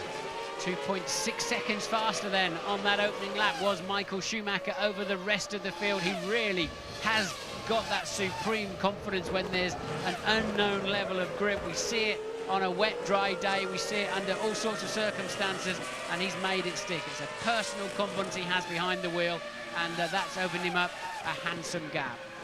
It's funny how, in comparative terms, the wheels seem to have fallen off the McLaren wagon this season, with Mika Häkkinen still struggling along in 8th position, having retired this year already 5 times from 7 races. David Coulthard, of course, has had 2 superb wins and has been in the points in every race, but he can't do anything about Ralf Schumacher, he can't do anything about Michael Schumacher, who are still racing ahead of him on lap 26 out of 69.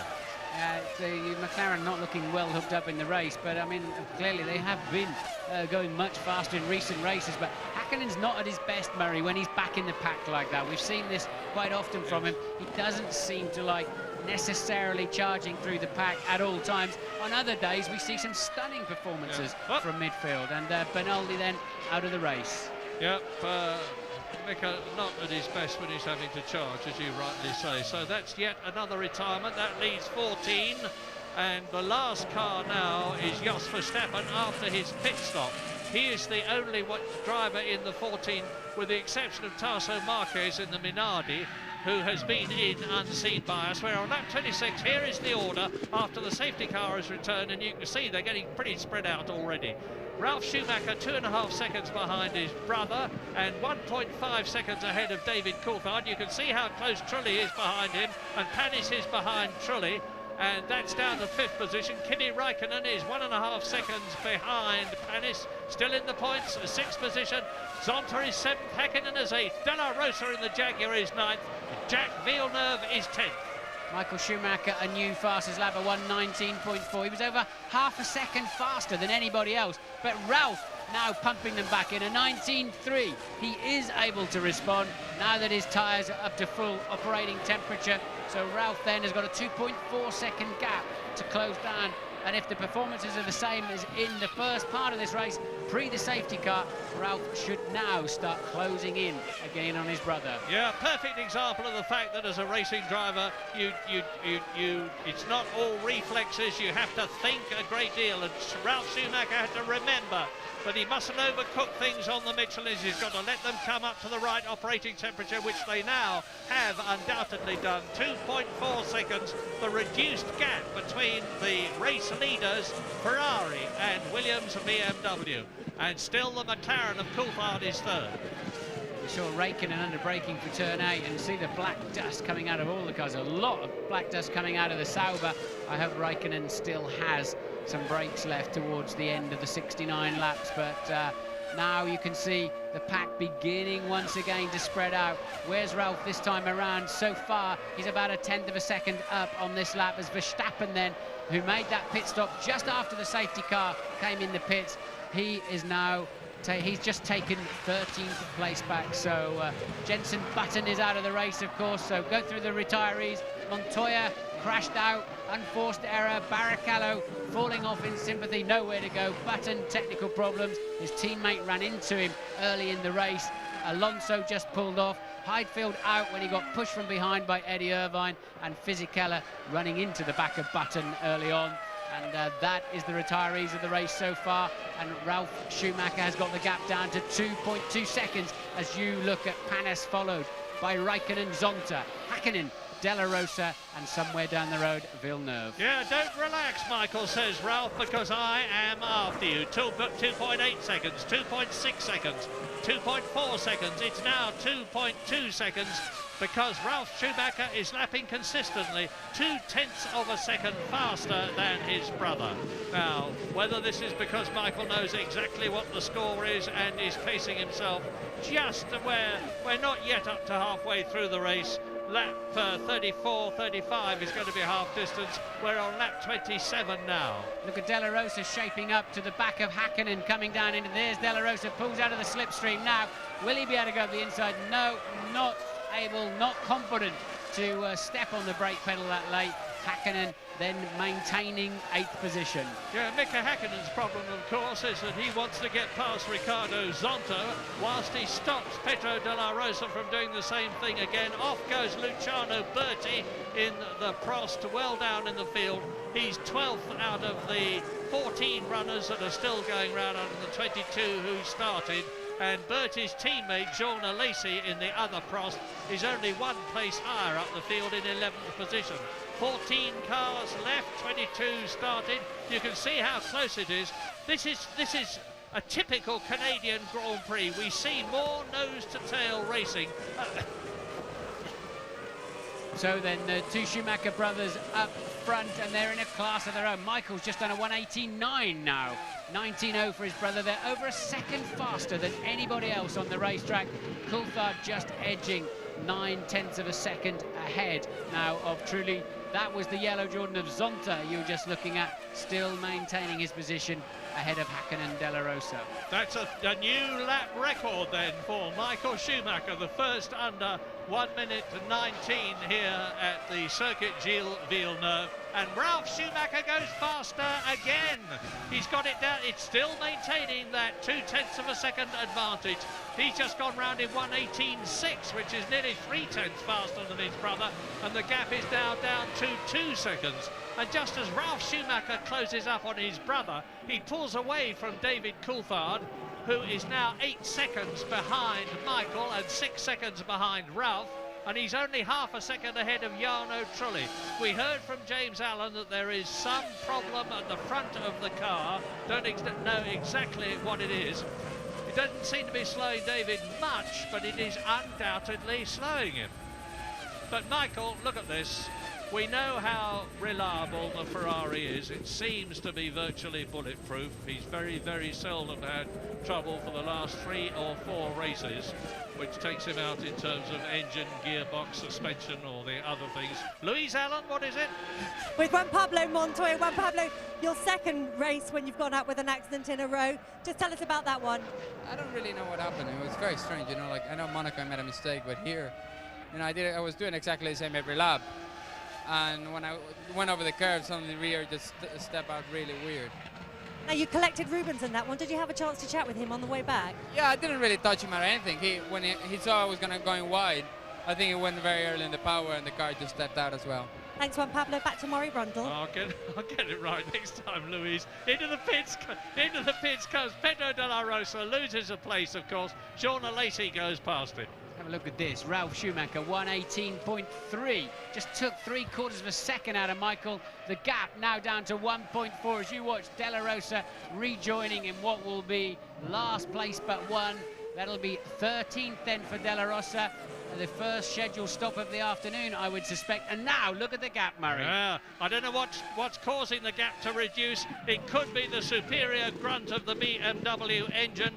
It could be the superior Michelin tyres, because Williams were very, very happy after qualifying yesterday when Ralf did that sensational lap and started second on the grid. They weren't expecting to be as high as that. And I was talking to one of their top men afterwards, and he said, we are very, very happy about tomorrow, Murray, because we've got the harder compound, the Bridgestones have been blistering, and this could help us enormously. It is doing just that. 7/10 of a second. It's come down from 2.8 seconds to 7/10. You can see how close they are. Every lap he's doing at the moment, Ralf Schumacher, is a new lap record. There you go again, 1:18 of a second. And it's Coulthard who's under pressure now, lapping 1.7 seconds off of Schumacher's place. In third place is Coulthard. Truly is just 0.3 of a second behind him. So Coulthard not able to get back up to speed again. Wonder what it is. Wonder what he threw out of that car on the start line. But this is a virtuoso performance from these two brothers up front and a mile clear of anybody else. Yeah, Verstappen and De La Rosa have made their stops. They are 12th and 13th. The top 11 in this race, we're on lap 32 out of 69, have yet to come in.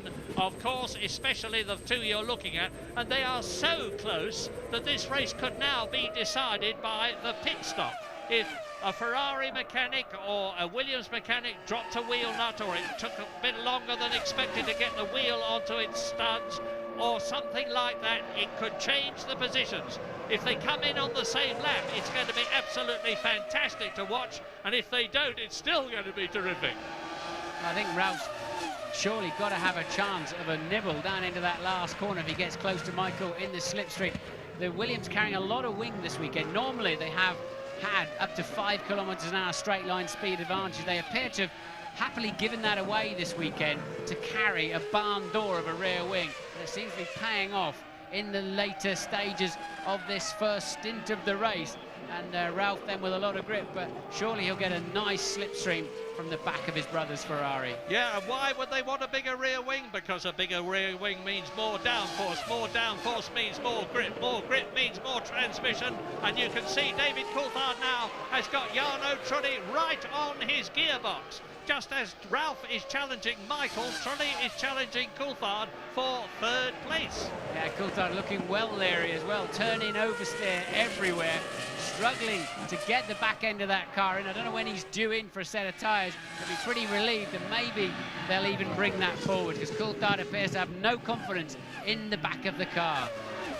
Yeah, he is the only McLaren in the points. Mika Häkkinen still making no progress. Ricardo Zonta is just 0.3 of a second in front of him in the Jordan, driving a very fine race, and Mika Häkkinen can do nothing about it. Jacques Villeneuve is 0.9 of a second behind Häkkinen in 9th position, and Jean Lacey is 2.7 seconds further back in 10th place in the Prost. Jos Verstappen's been in, and we can expect him to move up through the field when the others come in. Well, to quote Murray Walker, catching is one thing, passing is quite another. And Ralf, now he's in the dirty air, he's just in the zone. And Bertie in the pit lane, in the Prost again. I think that'll be scheduled. But now he's in the dirty air zone. He has lost 3/4 of a second per lap, and he's now just lapping at virtually identical times to Michael. So there was a bit of debris on the track there that Ralf ran over, but we're on lap 34 now. It's surely not going to be all that much longer before they come in. one or other of them, and David Coulthard still just ahead of Jarno Trulli. Ferrari, Williams, McLaren, Jordan. BAR is still 5th, Sauber is still 6th. That is 6 different constructors in the top 6 places. Jordan are doing well in this race because Zonta is in 7th place, only 1 place off the points as the race leaders come through to complete another lap. That is the end of their 34th lap, and the gap is 0.6 of a second so there's 35 laps to go. 34 gone, 35 to go, including the one they are on. Half distance in Canada. Coulthard edging a bit out on Trulli that time around, so stalemate in 1st and 2nd positions. 13 seconds now off the lead again. Coulthard, Trulli 7/10, and Villeneuve then with a problem. Villeneuve in pit straight with a problem, and that's a long way from home, of course. That's an entire lap. Now he has to be so careful, and he knows, he has a look. It's such a dangerous place to cross the end of the pit lane. If you come around the other side of the wall, you can have an enormous accident. They're already doing 150, 160 kilometres, 100 odd miles an hour. And what are we going to see here? We're going to see nothing. We're going to see Villeneuve just beginning to falter and sensibly getting out of Alesi's way. Yeah, really, this is a jinx circuit as far as poor Jacques is concerned. Oh, and Ralf Schumacher right alongside Michael, who moves across quite fairly. But now the battle is really on. This is lap 35, and Ralf is giving his brother a very, very hard time. Michael under the most gigantic pressure. But he's got a clear track in front of him. He knows who's behind him. He knows it's his brother. And he's said time and time again, I love racing with Ralf because we trust each other. Poor Jacques walks in. This is, I think, the 5th year in succession that he's had something dramatic happen to him at Canada. We think it's transmission. And look, this is how far alongside Ralf got coming down into the last corner. And not quite far enough in his view to make it stick. So that's where Ralph's going to make the move if and when he makes it. But let's remember, Michael's trying to win a world championship, Ralph's trying to win another race. Yeah, very, very, very good point. Now, Ralf Schumacher, of course, won the San Marino Grand Prix. Jacques Villeneuve giving an interview. And whilst he's very anxious to win this one, he's going to be even more anxious to finish. And finishing is something that the Williams team have not been very good at this year because they've had... Sorry, Murray, here we go. Look, Ralf really got a nice run out of the hairpin last time around, but does not even attempt it this time. And you can see him treading slightly cautiously here. Doesn't want to run into Michael, doesn't want to ruin his own race either. Tough call for him. They have run into each other before, back at the Nürburgring 2 or 3 years back. In the first corner, a very nasty accident that turned out to be, and they got caught up with various teammates on that one. Wasn't a direct, just a pair of them. But this is a tough call for Ralf Schumacher. He's racing for BMW Williams. He's not racing for the Schumacher family. Yeah, as I was saying, Williams have had 11 retirements from 14 starts this year. Not entirely their fault, as out of the pit. Panis comes into the pit lane, followed by Zonta. Now it's a race between the mechanics now. I would doubt that the Jordan people would be able dramatically to beat the BAR people, but remember that the order when they came in was Panis and Zonta, and out goes Olivier Panis, and Zonta is already making his way down the pit lane, and it's the Jordan ahead as they come out onto the track with a clear circuit, and still Michael leads Ralf, Ferrari leads Williams, Ferrari engine leads BMW, Bridgestone lead Michelin, and Ralf is having a look all the time. Look to the left, look to the right, through the chicane, over the line to complete the lap, and that is 37 completed into lap 38. The gap, well, it's a visual gap, but in terms of time, it was about 0.4 of a second into turn 1. Out of turn 2, now they accelerate away round here, up towards the right and left at turns 3 and 4, which they are at now. Approach the right-hander at about 155 miles an hour as we look down now on David Coulthard and Jarno Trulli in the McLaren and the Jordan respectively, still third and fourth. And still on lap 38, none of the top 7 have been in. Yes, the 8th for Verstappen, 9th still. Hello, replay here. I think it's Häkkinen who's going to be taking Räikkönen. So Häkkinen then, and Panis pits at the end of this lap. That's freed Mika Häkkinen. He's in 5th place. He's just done his fastest lap of the race, somewhere near the leader's pace, a 19.0.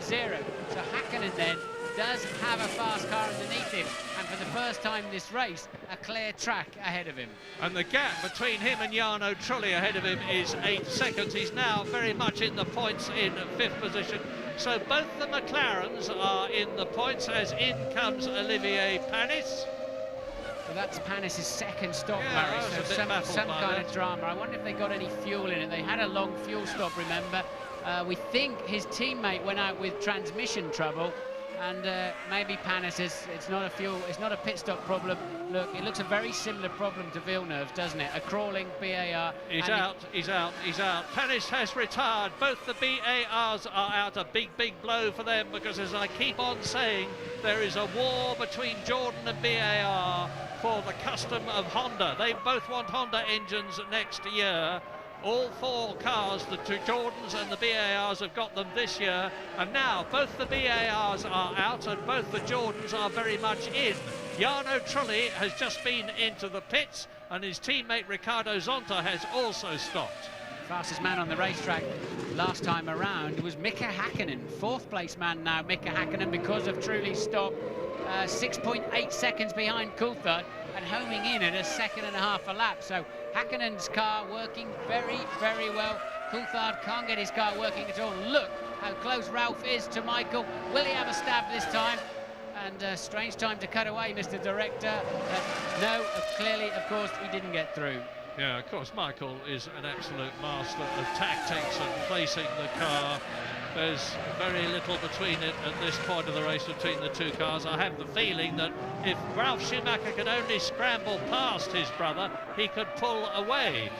But he can't scramble past his brother. We're on lap 40 now. The window of coming in for a fuel stop on what is very clearly now a 1-stop strategy for both these drivers is getting smaller and smaller all the time. Into the pits comes Kimi Räikkönen from 5th position, stops, up goes the front of the car, up goes the back of the car, off come the old wheels and tyres, on go the new ones, clean his visor, check that there's nothing in the radiators. Louise Goodman has Jacques Villeneuve with her, Murray. Jacques, you told me yesterday that this track wasn't fated for you. It's not exactly lucky though, is it? Well, no, this weekend was really hard. That's the worst weekend I've ever had since I started racing, actually. We've had something go wrong every day. So it's been tough, yeah. Just briefly, what's actually put you out this afternoon? I'm not sure. I believe it's the clutch, but it could be something else. But Louise, I must interrupt because I'm sorry. We were seeing another mighty challenge from Ralf Schumacher, but he just can't do it, Martin. He just can't get near enough to have a brave stab. Later in the race he probably will, but it's too earlier days at the moment. And just to finish off what Jacques was saying there, he believes it's a clutch failure. It looked as if Olli Panis's problem could well have been the same in the sister BAR just 1 lap later. But Ralph then has got the fastest car underneath him, I think. I think with clear air, Ralph would be down there in the 17s by now. Yeah.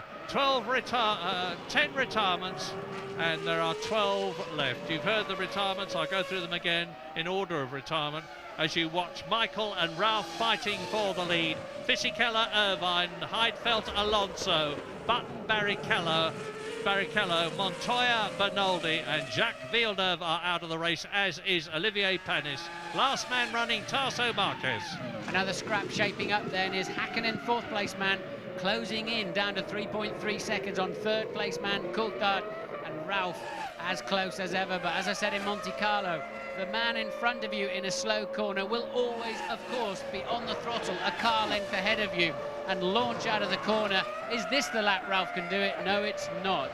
No, and they're coming up to Luciano Berti to lap him.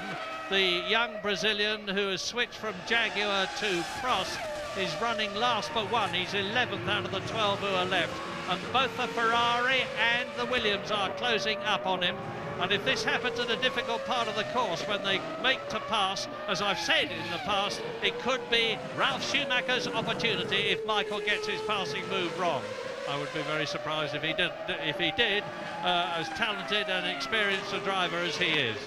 I think they should be bringing Coulthard in. He's losing too much time. Whatever his problem is out there, if it's tyres, he should be in now, because truly who he was racing with is out there lapping faster behind him because he's made his stop, but truly is going to slingshot past Coulthard. So is Häkkinen. So Coulthard then needs to keep his championship alive, hopes alive this afternoon. I think he needs to pit early. Häkkinen now, an 18.2.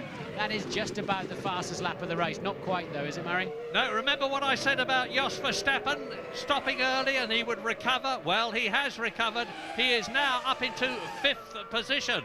Jos Verstappen in the orange arrows is up into 5th position, and here is Ralf Schumacher's opportunity again. Now this time he might make it stick. No, he won't, because Michael takes the racing line and brother Ralf just backs off that modicum to say, OK, Michael, I'll stay here and I will be back. But it's very dirty up the inside there, Murray. It's so easy to go in there deep and then lock a wheel and bounce across those concrete blocks or across the grasscrete itself, and we can see the McLaren mechanics as Häkkinen then shaping up to pass Coulthard, as Coulthard does pit early. I think that is a smart move, or probably earlier than he could have, judging by how far these McLarens have gone earlier in the season. They saved fuel, of course, during the safety car period. James Allen. I don't think it's tyres that's the problem. I think it's the front barge board that's flapping. There's a lot of detritus as well, and debris in the radiators. The temperatures have been high, obviously. But slight delay as they get the fuel in, and he's away safely. But Coulthard, a smart stop. He was 25 seconds ahead of Trulli. It'll be touch and go as to whether he rejoins in front of him, but I think he has. Well, he's just got ahead of... Oh, and look at this. Bertie moves over and lets the leaders through. Häkkinen is up into 3rd place, having gone as far as 9th for a very long time. Verstappen is up to 4th. David Coulthard is 5th. Schumacher, Ralf is having yet another look at exactly the same place, and again he backs off. Surely this can't go on much longer. But Ralf knows if he snatches a break up the inside of his brother, he'll just career into the side of him or across the grasscrete, and he'll get a stop-and-go penalty if he makes a place by shortcutting the chicane. That's the problem up the dirty inside. Panis had rejoined the racetrack, and it looks like once again he's going to retire. Well, here we are, lap 44, Schumacher, Häkkinen 3rd, Verstappen 4th, Coulthard 5th, Jarno Trulli 6th, De La Rosa 7th in the Jaguar, Kimi Räikkönen down to 8th, Alesi is 9th, Zonta is 10th, followed by Bertie, Marquez, and those are the 12 runners. And what you're seeing now is an absolute demonstration, complete proof of the fact that this is the greatest pair of brothers who have ever raced in Formula One. We've had the Mexican Rodriguez brothers, the Canadian Villeneuve brothers, the Fittipaldis from Brazil, the Schechters from South Africa, the Brabham brothers from Australia, the Stewart brothers from Scotland, the Brambilla brothers from Italy, and Mark and his brother Jordi Genet from Spain. But these two top them all by a very, very long way. So no chance this time around. Verstappen then, remember he's on a 2-stopper. He's up to 4th place, Jos Verstappen. Häkkinen hasn't stopped yet in 3rd, and he's 24 seconds off the lead. But Häkkinen absolutely on the march since the traffic made pit stops or tripped over themselves. Suddenly he's been on a pace that would have enabled him to probably win the race. Strange that, his McLaren working very well. Will Coulthard's work any better with a fresh set of tyres? 1:18.2, the fastest lap so far. They're lapping at about 1:18.3, 1:18.4 at the present moment. So they're very, very much on the ragged edge of going as fast as they possibly can, as Michael tries to retain the lead. Ralf tries to take it. They are 25 seconds ahead of Mika Häkkinen. But it's good news for McLaren. There's 4 potential World Championship points for Mika Häkkinen, who thus far, and this is the 8th race of the year, has only got 4 points, so he could double his score at the end of this race. But David Coulthard down in 5th position, who needs every point he can get, with Michael Schumacher now 12 points ahead of him in the World Championship, is losing yet more points in comparison with the great German, who chases... Ralf chases Michael down to the chicane. This is the end of the 45th lap. Ralf follows in his brother's wheel tracks. Over the line they go. Now Mika Häkkinen should be about 25 seconds behind them. Panis ran out of brakes. Remember us talking at the beginning of how hard this place is on brakes. So we've had the first car out of the race after 45 laps with braking problems. Well, here is Mika Häkkinen alone on the track. Fastest lap, 1:18.1. This is showing exactly what you said, Martin. He's on his own now. He's got a clear track. He is really going for it. He's reducing the gap between himself and the leaders. I don't know if a superior fuel strategy or better fuel economy is going to help him, but if it is, he needs all the help he can get at the present moment.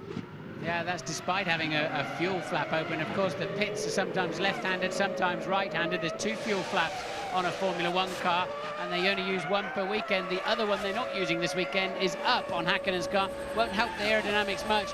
But, of course, Ferrari must be waiting for Michael. He will go straight down the pit lane. And Ralf Schumacher takes the lead in the Canadian Grand Prix, and he knows now that he's got to go as fast as he possibly can to build up a gap with a clear track in front of him, and hope that when he comes in for his fuel stop, he will be able to exit the pit lane in front of his brother Michael. James. 60 kilos of fuel have to go into this car, as well as the 4 tyres. Anything more than 9 seconds stationary is a problem for Ferrari and could hand the race to Williams.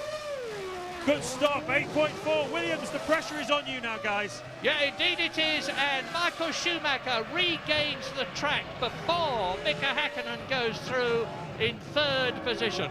Now that is good, as very, very good as far as Michael Schumacher is concerned, because he now has got a clear track in front of him like his brother. But the race, this is the crucial point of the whole race. 1 fuel stop for Michael Schumacher in the Ferrari and Ralf Schumacher in the Williams BMW. Mika Häkkinen has still got to come in. And look at this lap that Ralf is on, Murray. Look at the computer data in front of us. Ralf is on a stunning lap. So if he's got a couple more laps of fuel available to him, he could well leapfrog his teammates. Good news for Michael that he's able to have some clear traffic. And look, Ralf goes round again. He's had to pass a Jordan during that lap. Did that help him or hinder him over the line? And it's 1 minute 17.5. So he obviously cleared the Jordan down the straight, and that kind of pace will get him in front of the Ferrari.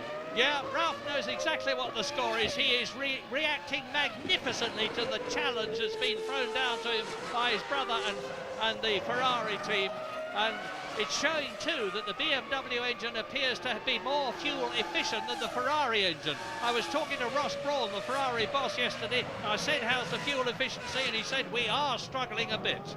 Yeah, Michael then full 4 seconds slower. That was his out lap. And it was Ralph's hot lap, of course, that I'm comparing there. So Michael Schumacher definitely under pressure at this stage of the race. And this is lap 48 out of 69, 21 to go. In comes Jos Verstappen again. Lap 48. This will be a second fuel stop. Let's just check. Yes, they're all ready for him. Up goes the whole car. It's a rather slow stop. I tell a lie, it's a good one. 8.4 seconds, and Jos Verstappen lights up the rear Bridgestones up to the maximum speed. Through goes Tarso Marquez, who is 12th and last. And rejoining the race goes Jos Verstappen, as Michael Schumacher now 25 seconds behind his brother Ralf. But Ralf, of course, has still got to come in.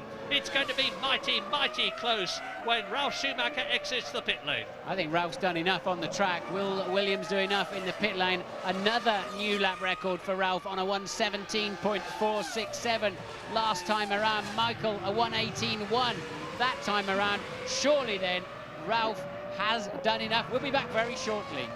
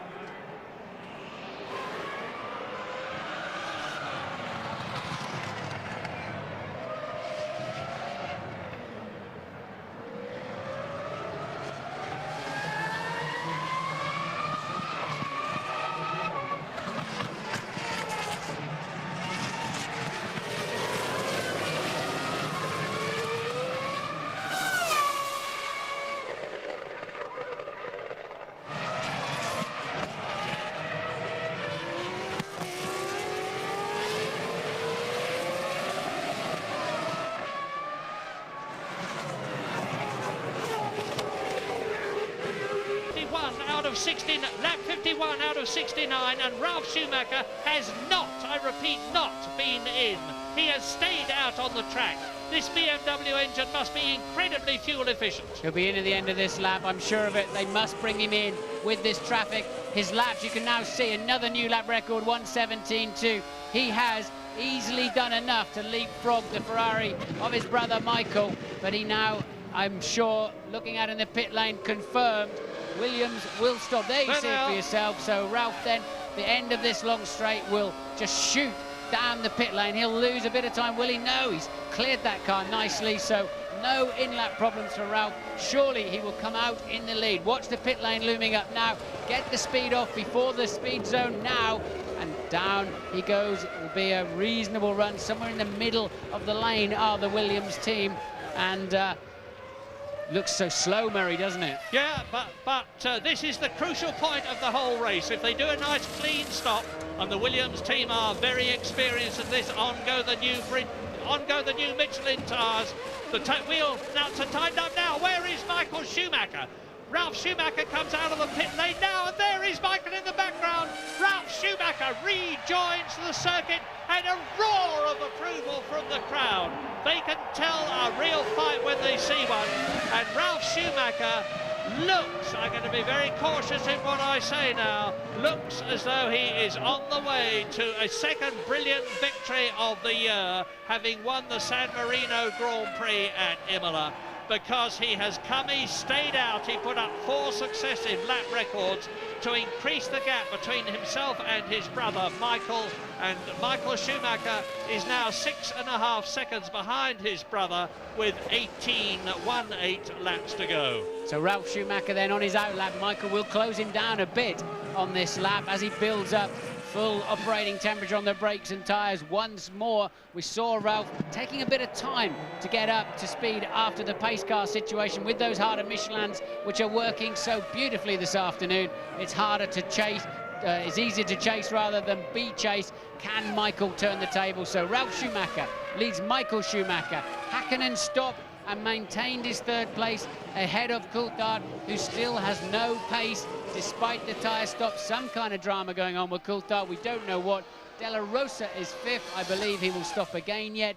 Jarno Trulli back in 6th place. Yeah, it's good news for Jaguar fans after the disappointment of Eddie Irvine's early retirement when he collided with Nick Heidfeld, because Pedro Della Rosa, new to the team, is up there in 5th position behind David Coulthard. You can see how close the McLaren and the Jaguar are, and you can see that the yellow Jordan of Jarno Trulli is also that you can see the gap between them. As down to the dreaded chicane they come, and Della Rosa has a look. David Coulthard says no, moves across. We're on lap 53, 5.3 seconds the lead. Yeah, you saw Della Rosa catapult into the pit lane there behind Coulthard. It's so easy to misjudge that. You've got one car slowing for the hit of the chicane and another not slowing because he's going in the pit lane. Often the scene of a few near misses, so that'll put Della Rosa back down the pack a bit. Kimi Räikkönen is next up then. He moves in to 6th place. Alesi 7th. He's stopped already. Della Rosa on a 2-stopper, I believe, will come out 8th. Verstappen just pips him through, so Della Rosa 9th. And there are still 12 cars left in the race out of the 22 who started as we leave Canada. We'll be back, of course, for the final stages of the race.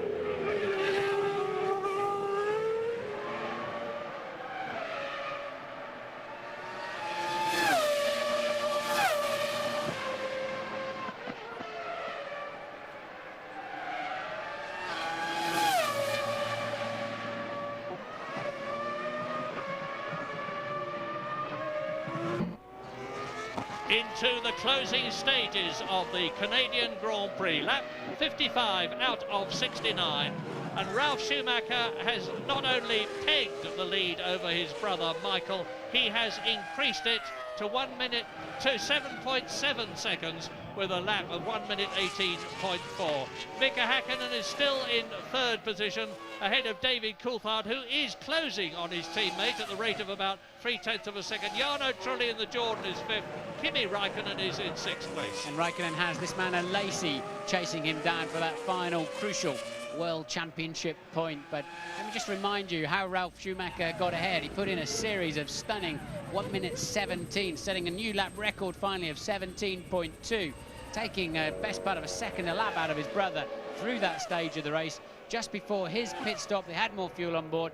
Häkkinen cleared, Coulthard in the pits, unscheduled stop, terminal problem for David Coulthard. Yeah, that is an unscheduled stop and a final stop too. This is going to be the first race of the year in which David Coulthard has not scored points. James.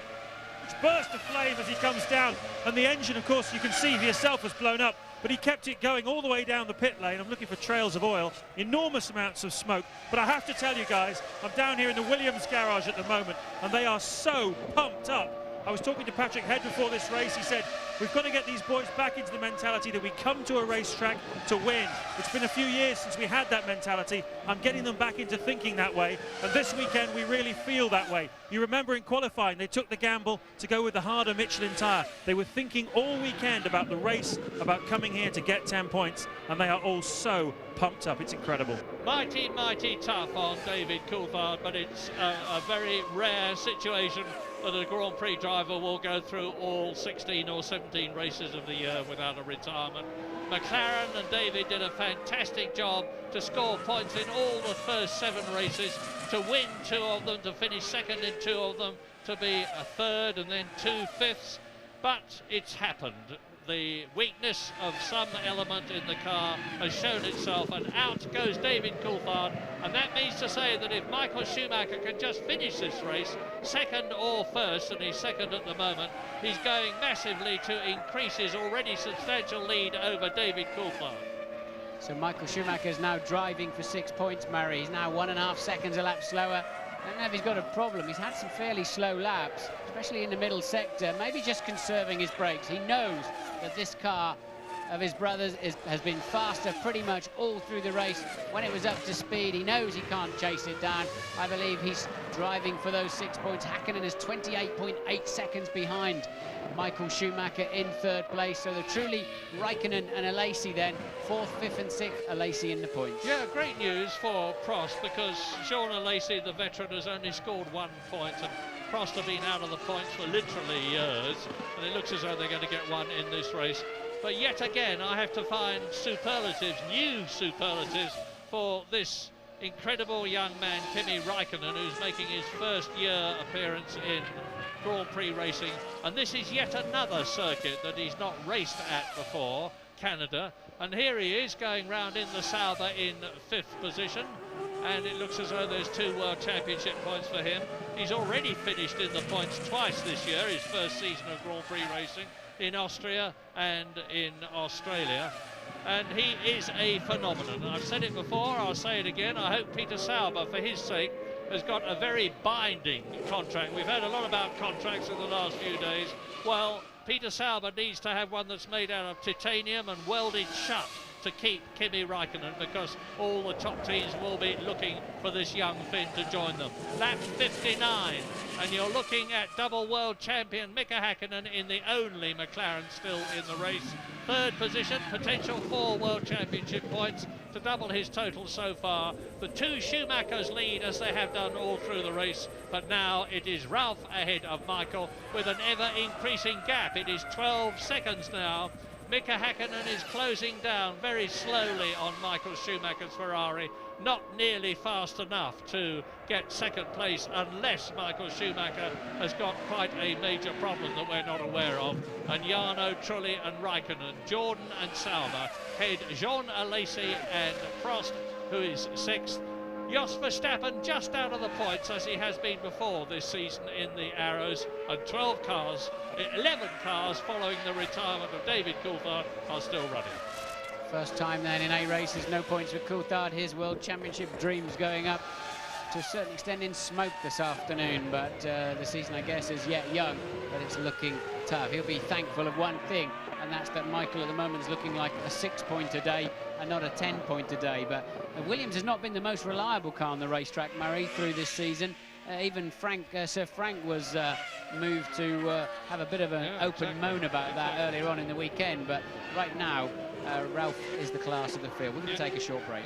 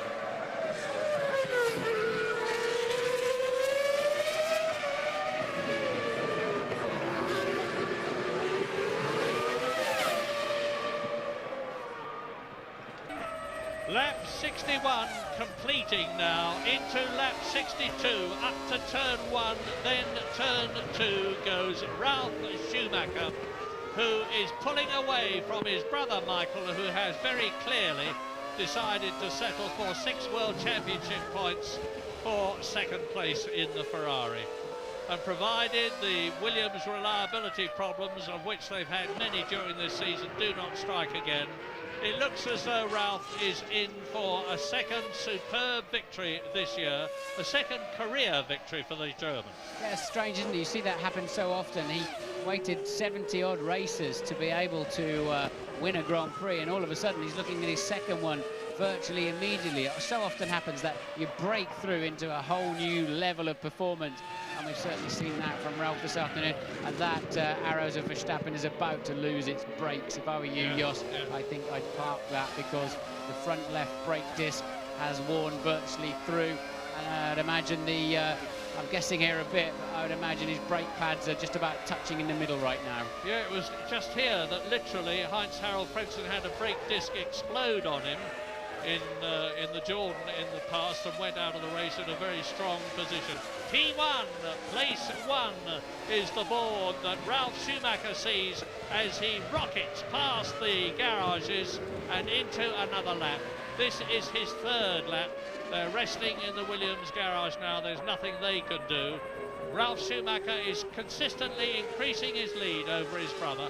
It's now nearly 16 seconds. Mika Häkkinen in 3rd place is not catching Michael Schumacher. Jarno Trulli, who is 4th, is not catching Mika Häkkinen. But Kimi Räikkönen and Jorna Lacey, as they are forcing each other, are closing up on Jarno Trulli. The gap is only about 5 seconds between the Sauber 5th and the Jordan 4th. Yeah, Lacey putting pressure on Räikkönen, 5th place man Räikkönen, 6th place man Lacey, and I'd imagine Kimi Räikkönen's another man with a soggy brake pedal. We've seen clouds of black smoke pouring off of his Sauber under braking since virtually the beginning of the race, you start to get a very long pedal towards the end, which does not inspire confidence when you're trying to lose something like 150 miles an hour in 100 meters or so. And Raikkonen then, really the only race left on the racetrack is Raikkonen 5th, Alesi 6th, 1.7 seconds apart. The lap before, now just 9/10 of a second apart. You're not watching it. That's Häkkinen, of course, in an easy 3rd place. 28 seconds behind Schumacher, 27 seconds ahead of Raikkonen. So what does this mean in terms of the World Championship drivers and constructors? It means that Michael Schumacher on 6 World Championship points, as you look at Raikkonen closing up on the Jordan. It means that Michael Schumacher, and going past the Jordan, going past Jarno Trulli and up into 4th position. So here's Jarno Trulli at the chicane, taking a wider line. Kimi Raikkonen tucks it in tight and rockets past the Jordan to increase his position, prove his position up into 4th place. Terrific. Trulli's got a brake problem, I believe. Trulli then very slow in the last sector of the last lap and the first sector, and there he is cruising. Jarno Trulli, I believe, probably running out of brakes. As Frentzen did in the Jordan, as I was talking earlier, not this year, previous year. So a bit of a problem for the Jordan team there, and we're on lap 64 out of 69 as Jos Verstappen is coming up now. Look at the arrows in the background. He's currently in, now where is he? He's in 7th, but he's going to move up into the points. When he goes past Jarno Trulli, Jos Verstappen in the arrows, and he does it now, is back in the points where he was earlier in the race. He is on, I remind you, a 2-stop strategy. He has stopped twice, he's got his reward, he's only got 4 laps to go after this one. I hope his left front brake, Verstappen's left front brake will stay the course, because that'll be a very well-earned World Championship point there for Verstappen. Running strong in the early stages, albeit on a little bit less fuel load, but Verstappen then up into a points position. But we know he must be struggling with brakes. Yeah, and it's lap 65, so 66, 67, 68 and 69 to go in this long race, which is always so much of a car breaker, always so much of a brake wrecker. And as I said before the race even began, it's a race of attrition. 22 started, there are 11 left. I wouldn't be at all surprised if we see a couple of retirements in the very few laps that are left, because as Martin has pointed out, and as you can see from the brake dust that is pouring out from some of these cars, they are right on the ragged limits of brake wear. Ralf Schumacher leads Michael by 18 seconds, leads Mika Häkkinen by 44 seconds, leads Kimi Raikkonen 4th by 71 seconds. Jean Alesi is only 2 seconds behind Raikkonen in 5th position. Jos Verstappen is 6th and has been lapped. So it looks to me as though a maximum 5 cars are going to go the distance. Probably not that. Trulli then in the pit lane. We'll have to wait for confirmation of his problems, and the engine seems fine. As I say, I'm pretty sure that's going to be a shortage of brakes. New braking system on that car this weekend. Yeah, and Trulli got very air-rated when he lost a potential 3rd place on the grid because he was made to park in the Parc Fermé. He really does seem to have very bad luck, this young Italian, and as I said earlier on, he doesn't always, in fact very seldom, get the reward for which his talent entitles him. Looks as though Ralf Schumacher's going to do it though. Winner in Italy, San Marino Grand Prix. He, in 1998, was pretty disgruntled in Belgium when he was given team orders to stay behind Damon Hill, who gave Jordan their first ever victory, with Ralf Schumacher finishing in 2nd place. He goes over the line to complete his 66th lap. So he's just got those 3 laps now of less than 3 miles each, less than 9 miles now for a famous victory, a 2nd one for the Williams, BMW, Michelin, Ralf Schumacher partnership. Michael swerving around. The plastic bags laying on the racetrack there, critical if they get in your air intakes. So Michael then just really driving for the 6 points, lapping 8/10 slower than his brother, but his brother's cruising as well now. They've been in the 17s, they're now in the 19s and 20s. There's nothing to be gained. Oh, that's Verstappen. That's Verstappen out of the race. It's exactly what you said was going to happen. Afraid so. You could see it coming. That's going to be a brake failure, and it always goes when you most need them. Well, Martin, that means that Jaguar are now on a potential World Championship point. The first one in the team for Pedro de la Rosa. Eddie Irvine, of course, finished in 3rd place at Monaco, and there is the spin that took Jos Verstappen, probably due to a brake failure, out of the race and promoted Pedro de la Rosa to 6th position in the Jaguar for 1 World Championship point. We're on lap 67 now, coming up to lap 68 as over the grid now goes Ralf Schumacher on his last lap for 1, and it's at this point in the race that I always like to give credit not only to the drivers but some of the other team people. Ralf Schumacher himself, of course, Sir Frank Williams, the great head of Williams Grand Prix Engineering, with his long-term partner Patrick Head, the top of the technical side, Sam Michael, who has done so much, and we mustn't forget BMW, Dr. Mario Tyson, who's done a superb job, nor Michelin, Pierre Dupasquier, the very wily Frenchman who has brought Michelin back into Grand Prix racing and is about to get his reward, a 2nd victory, which is something that I think even Michelin themselves didn't expect in their first season of returning to Grand Prix racing. Very, very slow lap for Michael Schumacher last time around. Maybe he's just swanning along. He knows he's easily got 2nd place in the bag. Lacey then is up to 4th. 5th, sorry. Kimi Räikkönen takes that 4th place position at the moment. And as you said, Murray, De La Rosa, now you can see him, is in 6th place. So another point for Jaguar. And if he can get over the line, and Ralf Schumacher then commencing what must be his final tour. Yeah, it will only be his 3rd finish of the year 2001, but 2 of those finishes, assuming he does the last 2.5 miles, which he's got now, are going to have been victories. And it looks as though Williams have beaten the reliability problems, because as I said earlier on, the fact that Montoya is out of the race was nothing to do with the car, it was to do with a mistake that he made. It's great to see another constructor at the top. No discredit to Ferrari, no discredit to McLaren. They've both done over the years and are continuing to do an absolutely superlative job. But not many people like to see the same 2 teams winning all the time. And we're getting some real competition in Formula One now, back from Sir Frank Williams' team that has done so much in the past, had great names like Keke Rosberg, Nelson Piquet, Nigel Mansell, Damon Hill succeeding. And it looks now as though Ralf Schumacher is going to join that illustrious Hall of Fame as he enters that long straight for the last time, comes down to the chicane, 2nd gear, 70 miles an hour on the apex from 205 miles an hour to exit it, and Ralf Schumacher wins the Canadian Grand Prix for Williams, for BMW, for Michelin, and of course for himself. A superb win, and another brilliant drive, not only by Ralf but by his brother. Brothers are going to finish 1st and 2nd here at Canada. Still waiting for Michael. Here he is, 6 World Championship points, more in this race than David Coulthard. He now leads the championship by 18 World Championship points. So Michael Schumacher, I don't know what the problem was, but he won't be too unhappy. Mika Häkkinen finishes in 3rd place, having started 8th and dropped as low as 9th. Well, the problem was Ralf in the Williams was faster, and that mid-sector, we could see that as soon as he could catch Michael easily, he couldn't pass him.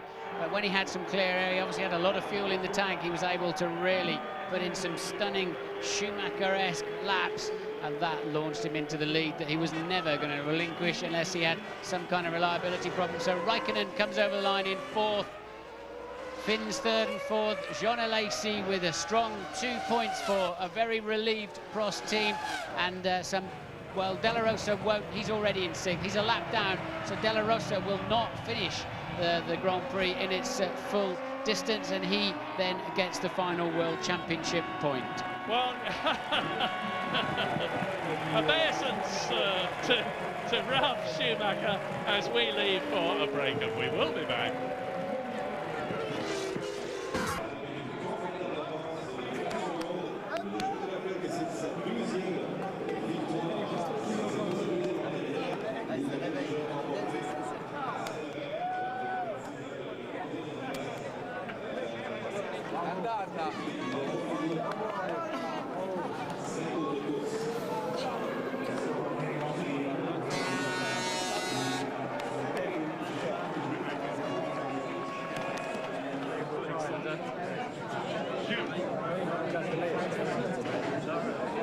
Well done, Sam. Thank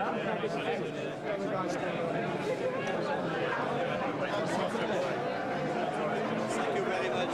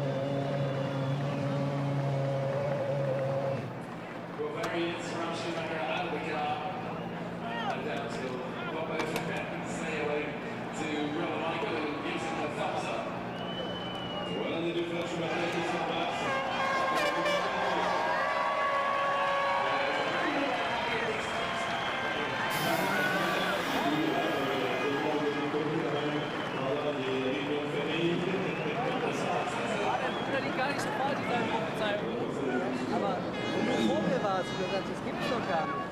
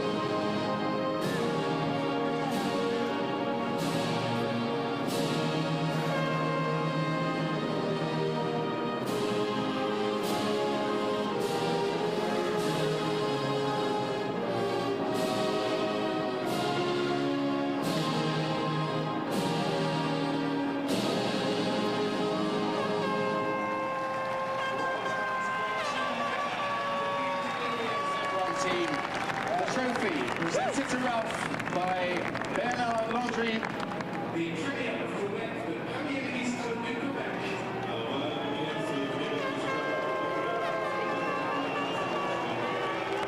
To the wing constructor, the LWBS represented here by Jimmy Stanford, the trophy presented by Chief Executive Officer of Air Canada.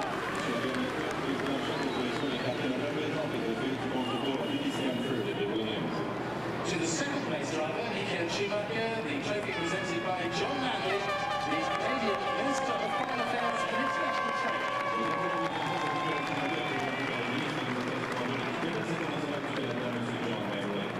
And to the third place driver, Mika Hakkinen, the trophy presented by Roger Pitt, the ASM Canada President, and his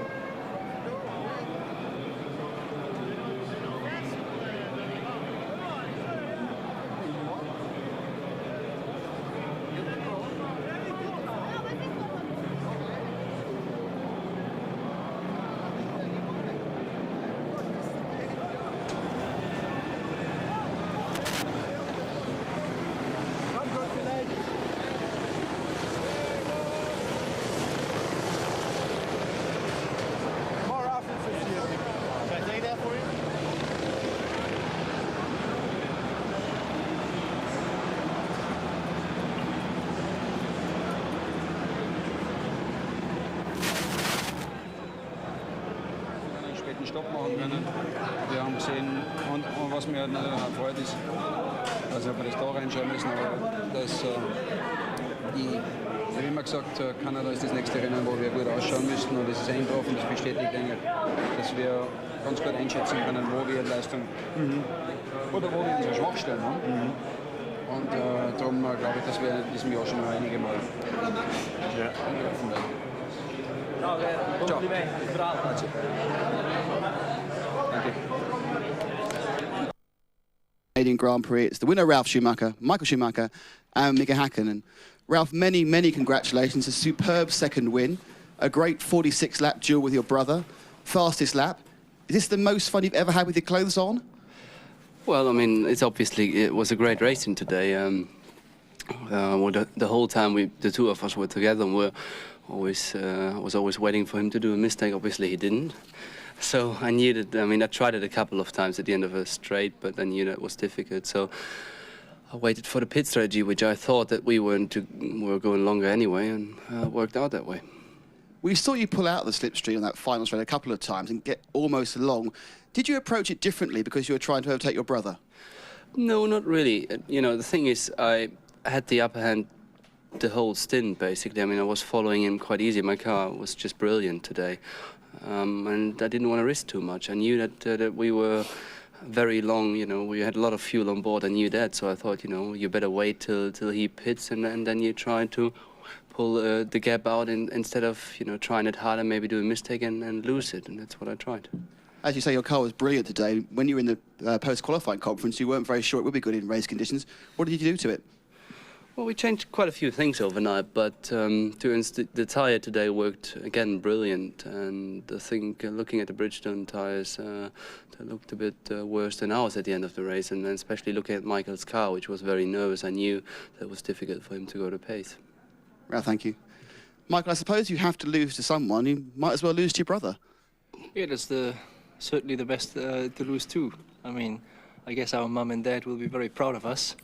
First time a brother pair being first and second on the podium, and I'm obviously delighted. I took 6 important points. He got his second win in his career, so a happy family day, I'd say. And when he was following you for those 40 laps, did you trust him all the time not to make any mistakes, or do you think back to perhaps instances you've had at your kart track at home? No, the point is that I know he's experienced enough not to do mistakes, and he obviously was close to an overtaking, but when you're inside, basically you have to brake a little bit earlier to make the corner, and I was braking very late to try the maximum, and as he said, he knew he was going to go longer, so I understand that he didn't take the maximum risk for any of us, and it worked out for him. Now, after the stop, you seemed a little bit slower. Was that just taking it easy, or did you have a minor problem? I mean, initially I pushed obviously very hard in order to maybe make up the gap and beat him, so when he comes after his pit stop, I would come in front of him. But it's normal that this doesn't work, because you are normally always faster by your end of the stint than whenever you put fresh tires on the fuel on board. But you have to try. I mean, you never know what traffic does, or maybe a little mistake. So I pushed in this moment very hard. Once I saw him coming up in front of me and putting quite a margin towards me, there was only one strategy: drive safely home the race and take the 6 points. Michael, thank you. Mickey, it must just be a tremendous relief to finally make the podium this year. One sense, yes. It has been a really disastrous start of the season, so it's nice to be in podium, and particularly starting 8th position, because this was our target, really. The finish in the podium was the most important. You were stuck in what seemed like a train of traffic, but once you got free, you're quite a bit quicker. How come you couldn't overtake them? Simply leaving from the hairpin before the back straight, you know, looks like the cars were in front of me. They were able to accelerate out of that corner a little bit quicker, so I never didn't get the opportunity to get the slipstream on a straight line and overtake me in the straight. So it was just impossible. It was just better to wait and see what happens, and the fuel stop, you know, when they went in the fuel stop one sense, that was obviously gave me a lot of help, and then they definitely had an incident. I think Räikkönen and Sonda had an incident, and Räikkönen had a damage in his diffuser, so his car wasn't handling so well anymore. So it gave me a great opportunity to overtake them. Hey, Mika. Ralph, we now go to what is really, I suppose, your home circuit at the Nürburgring. You must be looking forward to that with great vigour now. Well, I mean, it would be obviously great, especially in Nürburgring in Germany, when we could repeat it. I think the person next to me wouldn't like to hear that very much, but I mean, we both try our best. And whoever is going to be in front of us, I think it's great for the German crowd anyway. But I think we're both looking forward to come home and to compete again in front of home crowd. Thanks, gentlemen. Now a word from each of you, please, in your own languages, starting with Ralph. Ja, ik denk dat het duidelijk is dat... I led the camera and I'm very pleased. The car was very good throughout the race. We were on a two-stop strategy. I knew I had to push a lot during the whole race because we were going to take risks. But we had to go for a two-stop because we couldn't get the rear tires to last on a one-stopper. So I think it's a correct decision, and I enjoyed it because it's much better when you're going a two-stop, pushing every lap like 100%, and we were a little bit lucky at the end, okay, but on the other hand, we've been very unlucky the initial races of the season, so it feels good for the team. Also, the boys done a very hard job. It's not easy when you go from retirement to retirement, 3 races in a row, and feel very happy. So, Eddie, last week, you this week, this must be a Jaguar renaissance. Well, there's still a long way to go. I think we qualified very low, and then it made things very difficult for us in the race, so we have to keep working, and we are working on the right direction, that's for sure. We're scoring points, and that's difficult this year, but we will do well, don't worry. Pedro, congratulations, thank you.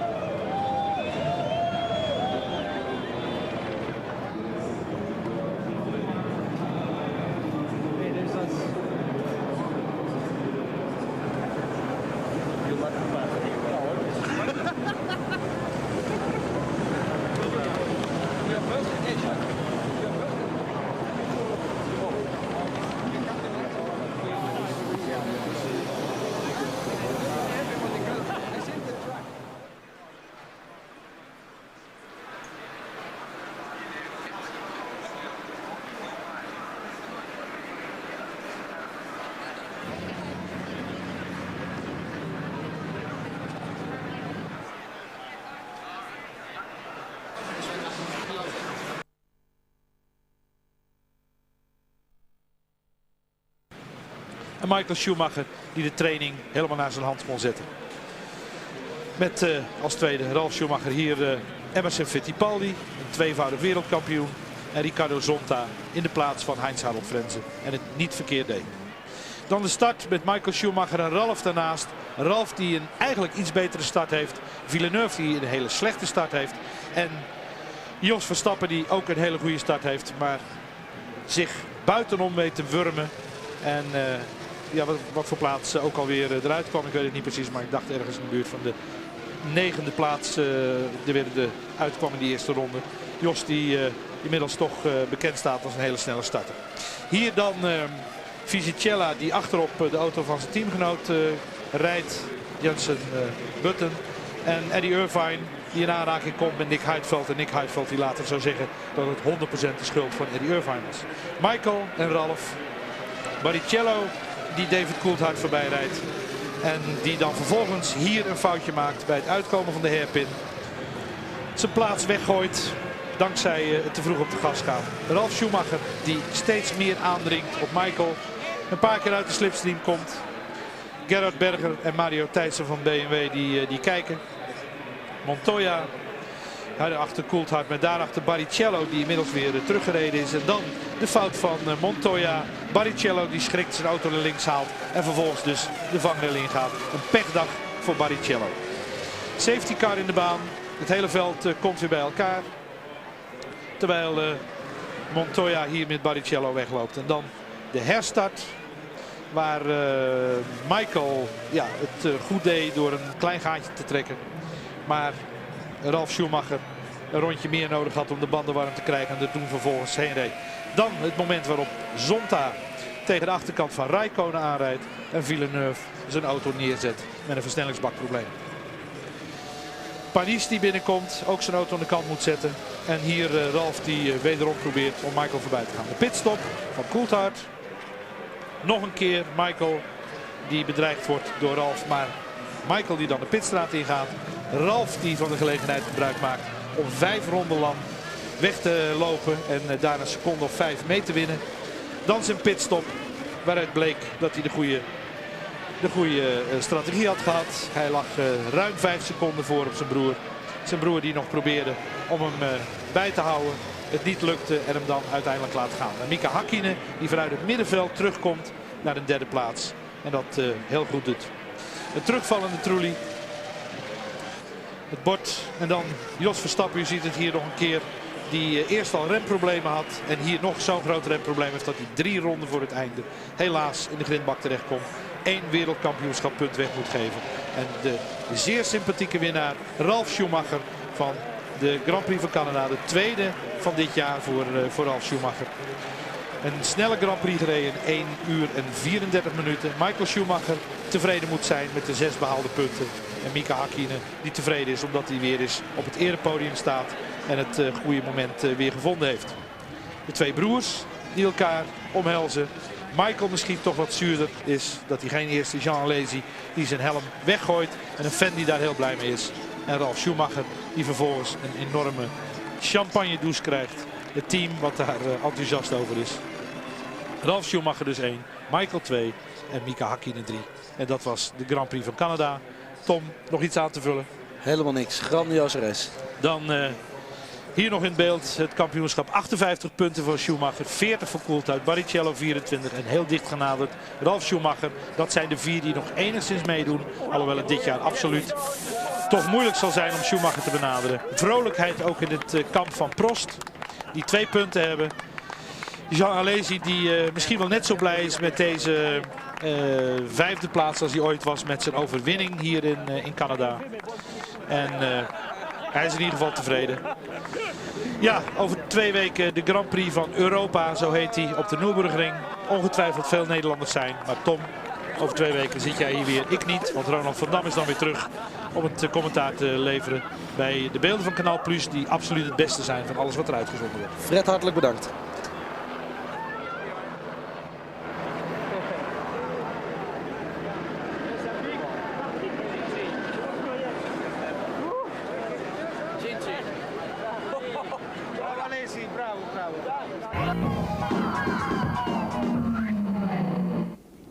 And welcome back to Montreal. Let me just confirm the result for you of the Canadian Grand Prix. Ralf Schumacher 10 out of 10. Michael Schumacher in 2nd place. Mika Häkkinen up on the podium with 4 points. Excellent drive again from Räikkönen, the veteran Alesi there in 5th. And De La Rosa making his point for Jaguar. And this is how things look now in the Drivers' Championship. 18 points now, the gap between Michael Schumacher and David Coulthard. Barrichello on 24. Ralf Schumacher moves up to within a couple of points of Rubens Barrichello. Okay, Mark Blundell, first of all, I mean, a ferocious battle between the 2 brothers. He just couldn't overtake him, could he, Ralph? Pushed him very, very hard indeed. He pushed him, yes, but I think actually he just was playing with him. He had the speed in that car all the time. He just hounded his brother, and I think he was just trying to pressure him into making a mistake and not putting himself at risk, or his brother actually at that point, of trying to go underneath him every time under the chicane.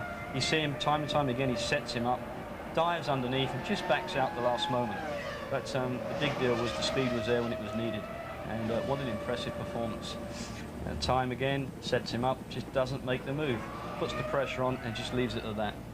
And then, Tony, he sped away when Michael Schumacher pitted, didn't he, did Ralph? But I guess it all boiled down to the pit stops in the end. Yeah, lap 45 and lap 50, just 5 in it. But after this, you look, in comes Michael Schumacher for this tremendous stop. It was all down to the Ferrari mechanics at this point, but they did it in 8.4 seconds. They're used to this, but it was matched by the Williams guys. But not only that, Ralf Schumacher went out there and he went faster and faster each lap, and he made sure of the victory. This is, you know, the first BMW victory in Grand Prix racing was here in 1982 with Nelson Piquet. They're talking about Ralf Schumacher re-signing for the team. You bet you he will.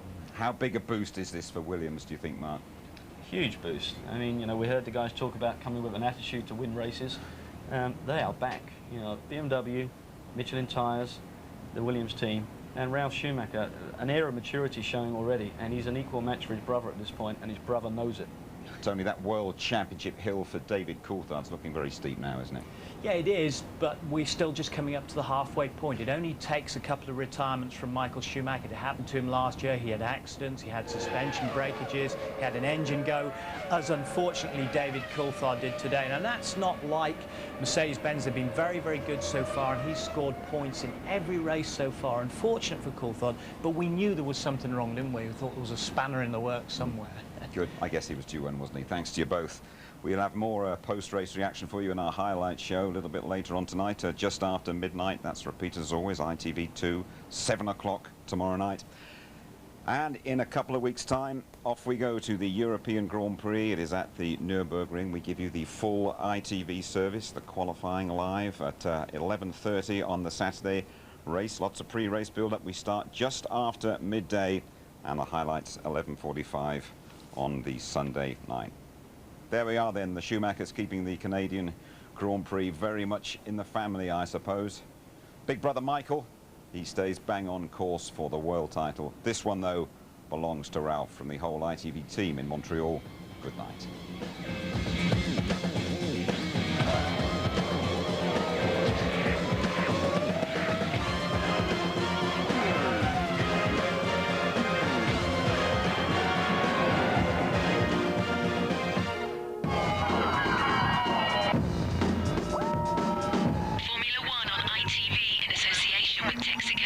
Red Flintstone car wasn't set up, so I couldn't get my feet out to paddle on the floor. Martin Brundle said that could perhaps be your championship hopes going up in smoke. Do you see it that way? No, absolutely not. I'm not. I haven't been looking at the points, and I won't be until someone says, "Oh, you can't win the championship anymore." You know, until then, I believe I can, and I'm going to be working towards it. David. Yeah, Ralph helps. David, talking about Ralph, do you think he's a real rival for the championship now? I think that he's had the opportunity to win races all year, as he's shown, and I think that obviously this circuit suited him very well, and as we know that in Monza and Hockenheim they could be two good circuits for him as well. So yes, I think that they are strong, but I still think that Ferrari are still the strongest challengers to ourselves. 18 points behind Michael, is it too much, or is it? Can you reach it? No, you can still reach that. What will you do to relax now? We heard that you come to Le Mans with your manager next week to Le Mans. Yeah, I go to Le Mans to watch Martin and support him for a change, and just enjoy the atmosphere of going to a race, to be a spectator for a change. Thank you.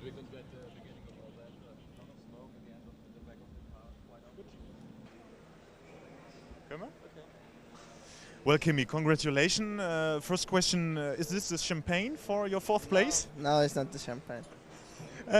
How could it be? How could it be? Do you have a reason for your great performance today?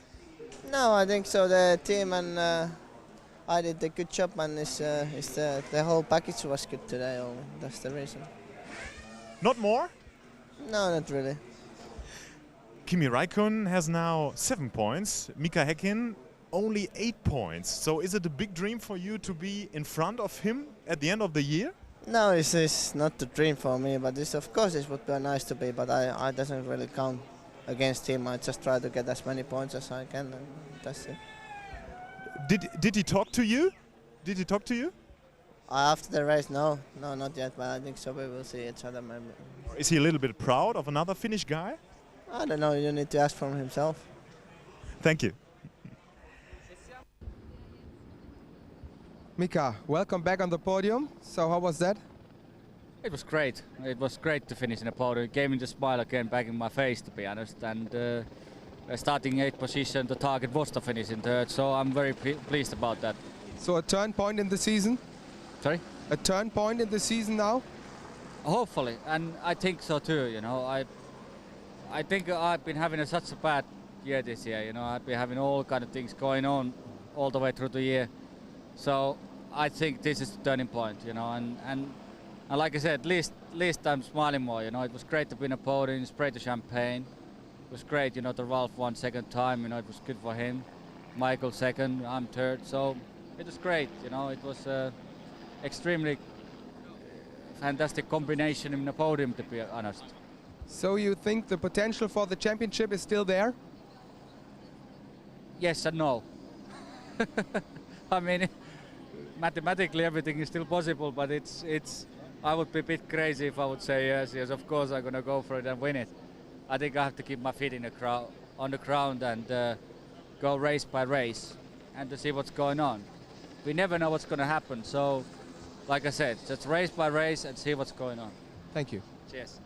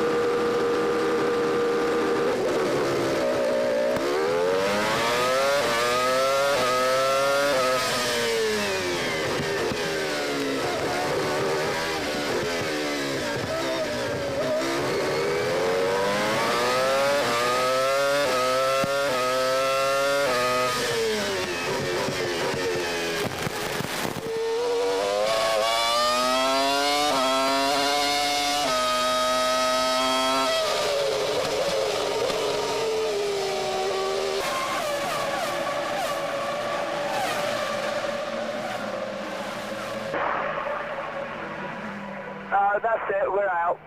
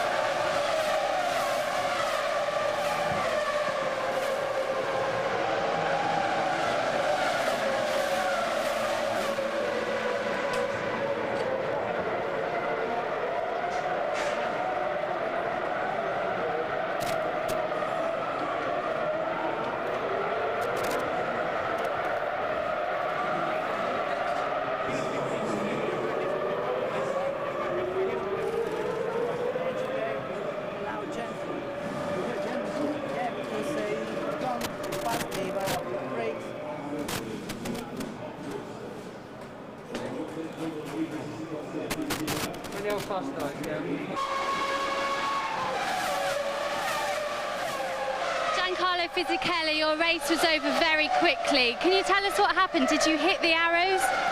Yeah, I was in the hairpin, and Bernaldi had a problem with his engine. I think he stalled or something like that. In acceleration, I touched him, and broken my front nose. And then here in the braking for the last corner, I touched even Jensen Button and lost my suspension. Giancarlo, thank you.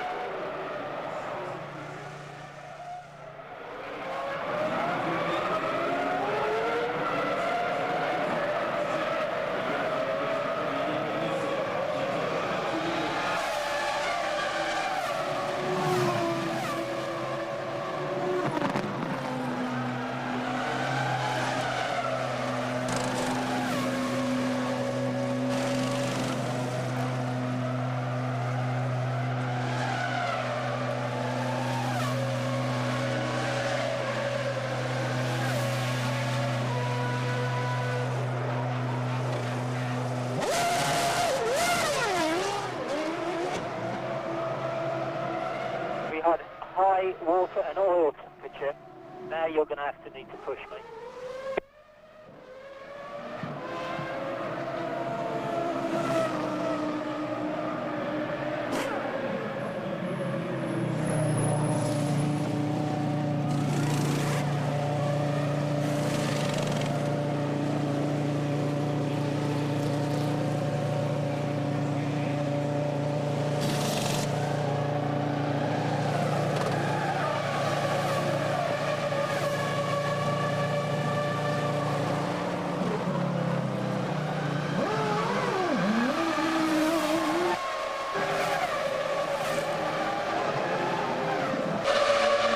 Nick Highfield, very short race for you. What happened there with Eddie Irvine?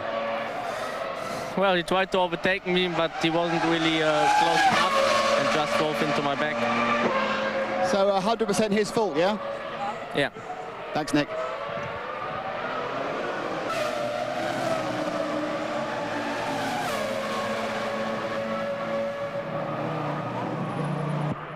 Just switch it off, mate, please.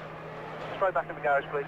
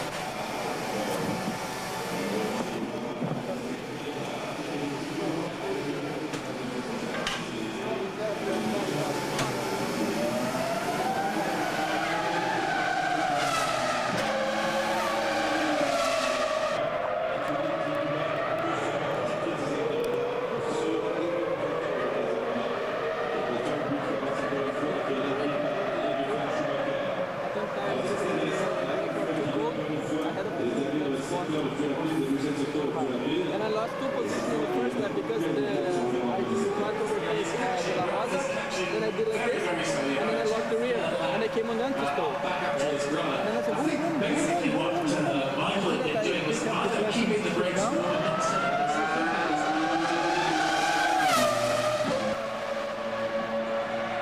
Enrique Bernaldi, very short race. What took you out of it?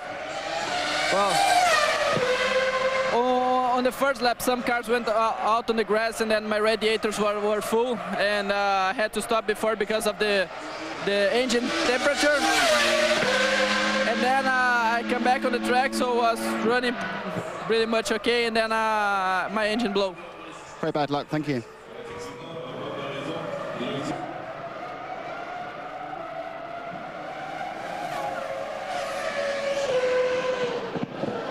Jack Villeneuve, very bad luck, just parked the car. What was the problem? I don't know, I think the clutch broke or something happened, the car wasn't driving anymore. Was that the problem on the start as well? No, at the start just the anti-stall kicked in. Very, very hard weekend. Very bad luck, it's always in Canada, hard luck.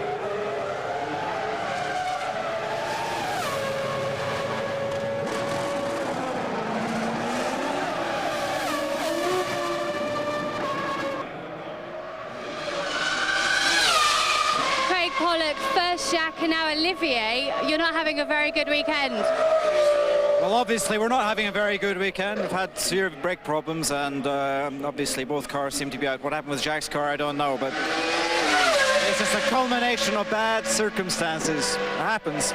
Now, it looked like Olivier was actually going to retire, but you took the decision to send him back out again. Well, we checked his brakes. We didn't think it was safe for him to stay out. We bled them, and he's been put back out to try it, and let's just hope he can stay until the end of the race. Thank you, Craig. Sorry.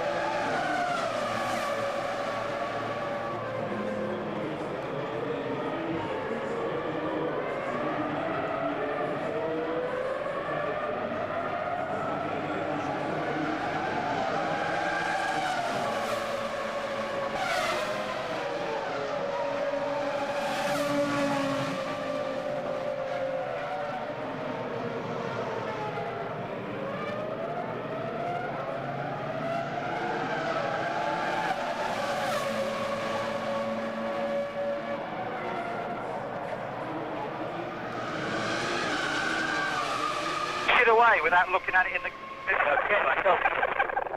Just have a look at it with it done. Push it away in the garage.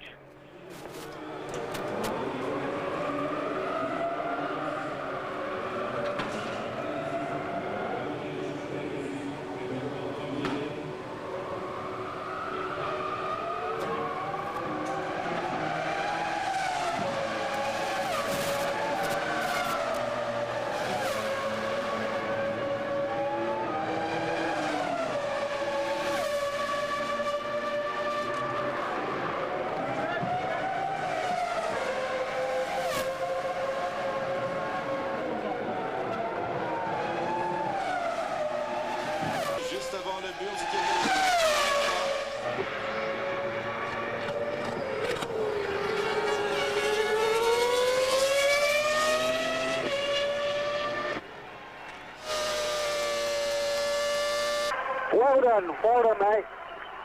Pick up loads of rubber. Well done. Thank you very much. It was just unbelievable. I mean, the car was so great. Thank you very much.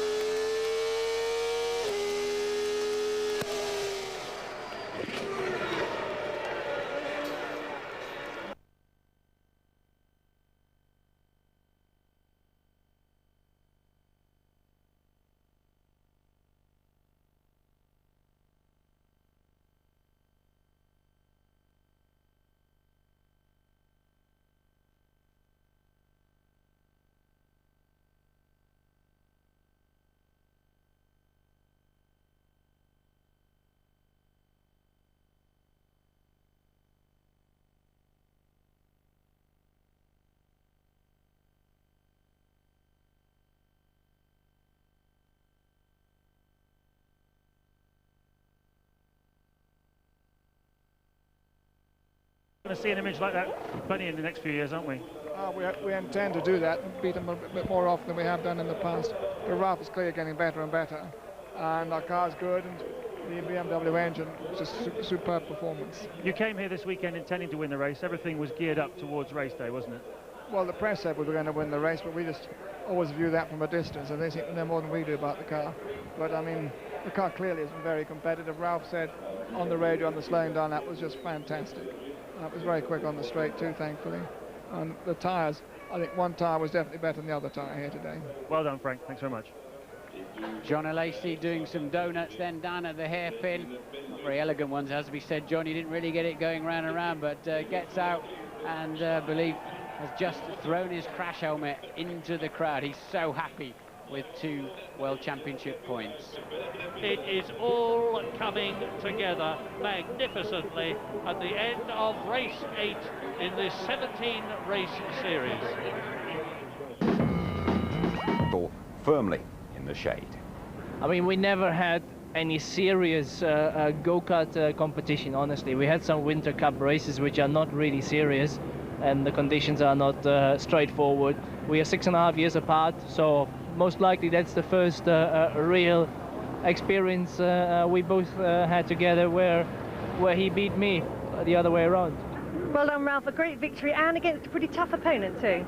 Yeah, I mean, it was a great race, but I think today we were simply the stronger team and we had the better strategy, and that's why I knew from the beginning on that they couldn't win it against us if anything went well. So I just tried a couple of times to attack him and thought it was not possible to overtake him, so I backed off and waited for my time.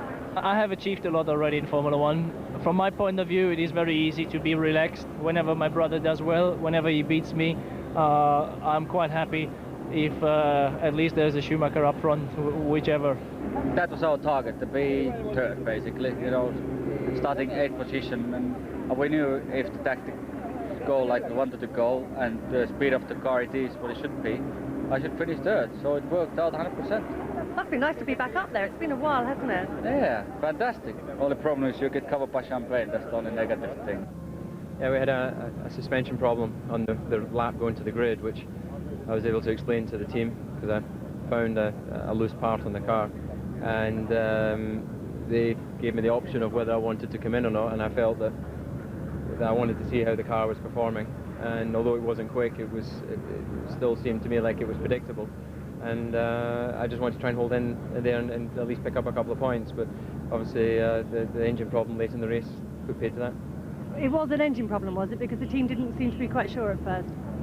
Lots of smoke out the back of the car. I don't think there's any doubt. No, that was definitely an engine problem at the end. You know, I guess something could have caused it, but you know, at the end of the day, it stopped making noises out the back, and my Fred Flintstone car wasn't set up, so I couldn't get my feet out to paddle on the floor. So Ralph, #1 in the Schumacher household. Still 6 more points for Michael. Hackinen's best result of the year. The impressive Raikkonen is 4th. Alesi, a delighted 5th for Prost. De La Rosa opening his Jaguar account. Michael Schumacher with an 18-point lead over David Coulthard going into the second half of the season. That's Coulthard's first blank. Ralf Schumacher within 2 points of Barrichello, level pegging Heidfeld and Hakkinen. And Ferrari a massive 34 points clear now of McLaren in the constructors. Williams clearly best of the rest. Sauber above Jordan and BAR. Okay, Mark Blundell, there was that real battle between the Schumachers. Did you ever get the impression that Ralph was going to overtake Michael? Not for me. I think Ralph was just playing with him. I think the situation really showed here. Ralph comes down the inside of Michael, shows his nose, lets him know he's there, but doesn't really put himself at risk or put Michael at risk at any one point. And time again we saw it during the race. Again, sets him up, slipstreams, slips down the inside, gets right down by the beginning of his side pod, lets him know he's there again, just backs off and takes it easy. He knew he had a performance in his car. He knew it was only going to be a matter of time before Michael had to go in, and then stunning laps he put in and broke the mould. Absolutely, Tony. He did race away, didn't he? 3 or 4 very, very quick laps when Michael did pit, but it all boiled down to some very important works from the William pit crew. Yeah, Carl Gaydon, the chief mechanic, and his crew, superb job.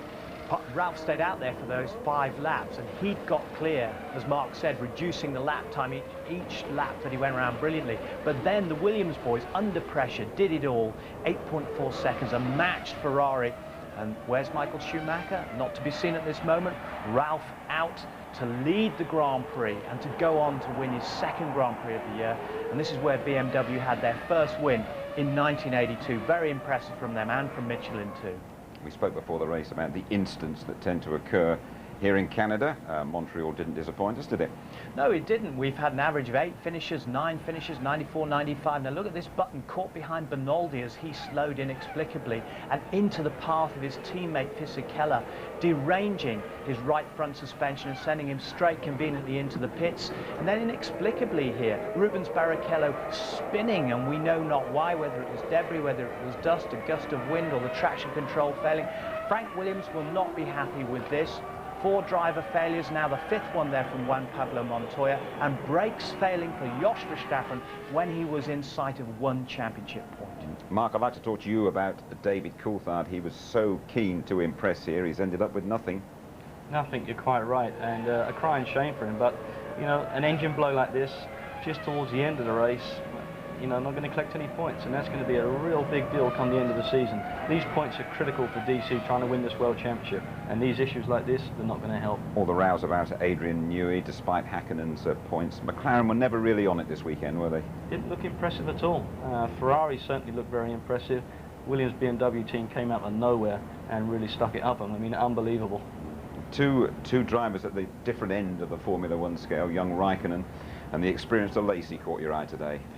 So impressive. This Kimi Raikkonen has come out of nowhere. He's got hardly a handful of races under his belt, but like a young guy with an old head on his shoulders. And Jean Alesi, the old hand, doing a great job as well, collecting another 2 points for the Prost team. Tried to do a couple of donuts like he did in Monte Carlo, but you know, a little bit more smoke and a bit more excitement from Jean. It's great to see a character like him enjoying himself. But again, Raikkonen, Alesi, very impressive. Great enjoyment there for John Alesi's 192nd race in Formula One. Tony, how important is this one for Ralf Schumacher and for Williams? Very important breakthrough because, you know, out of the 14 starts, they only had 3 finishes up to today, and one of those was the win in San Marino. But now we've got some great tracks up and coming for them. It's the power of the BMW and the combination of the chassis. But the important thing is they're taking points off of Ferrari and keeping McLaren back from winning the points they need to challenge Ferrari with. So they're really sort of the fly in the ointment. Okay, thanks to you both. Let me just tell you, a couple of weeks' time, off we go to the Nürburgring for the European Grand Prix, the full ITV F1 service throughout the weekend. Qualifying live 11:30 on the Saturday. Join us pre-race, nearly an hour before the race, just after midday, and highlights at 11:45. So we have seen the Schumacher show here in Canada. For once, young Ralph has put one over big brother Michael. Next, it's a home fixture for them. Good night.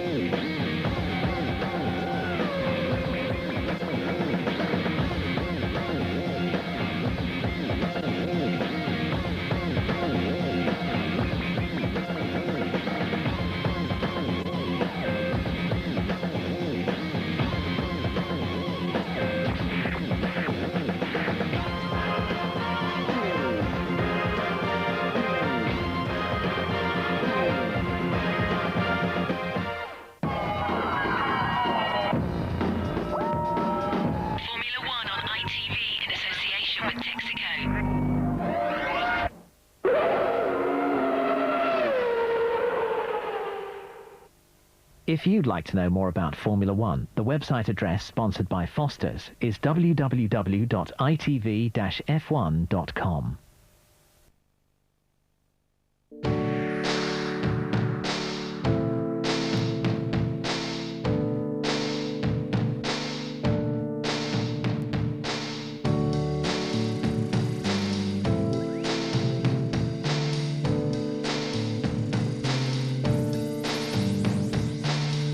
In erster Linie möchte ich mal ankommen und dann schauen wir, was dabei rauskommt.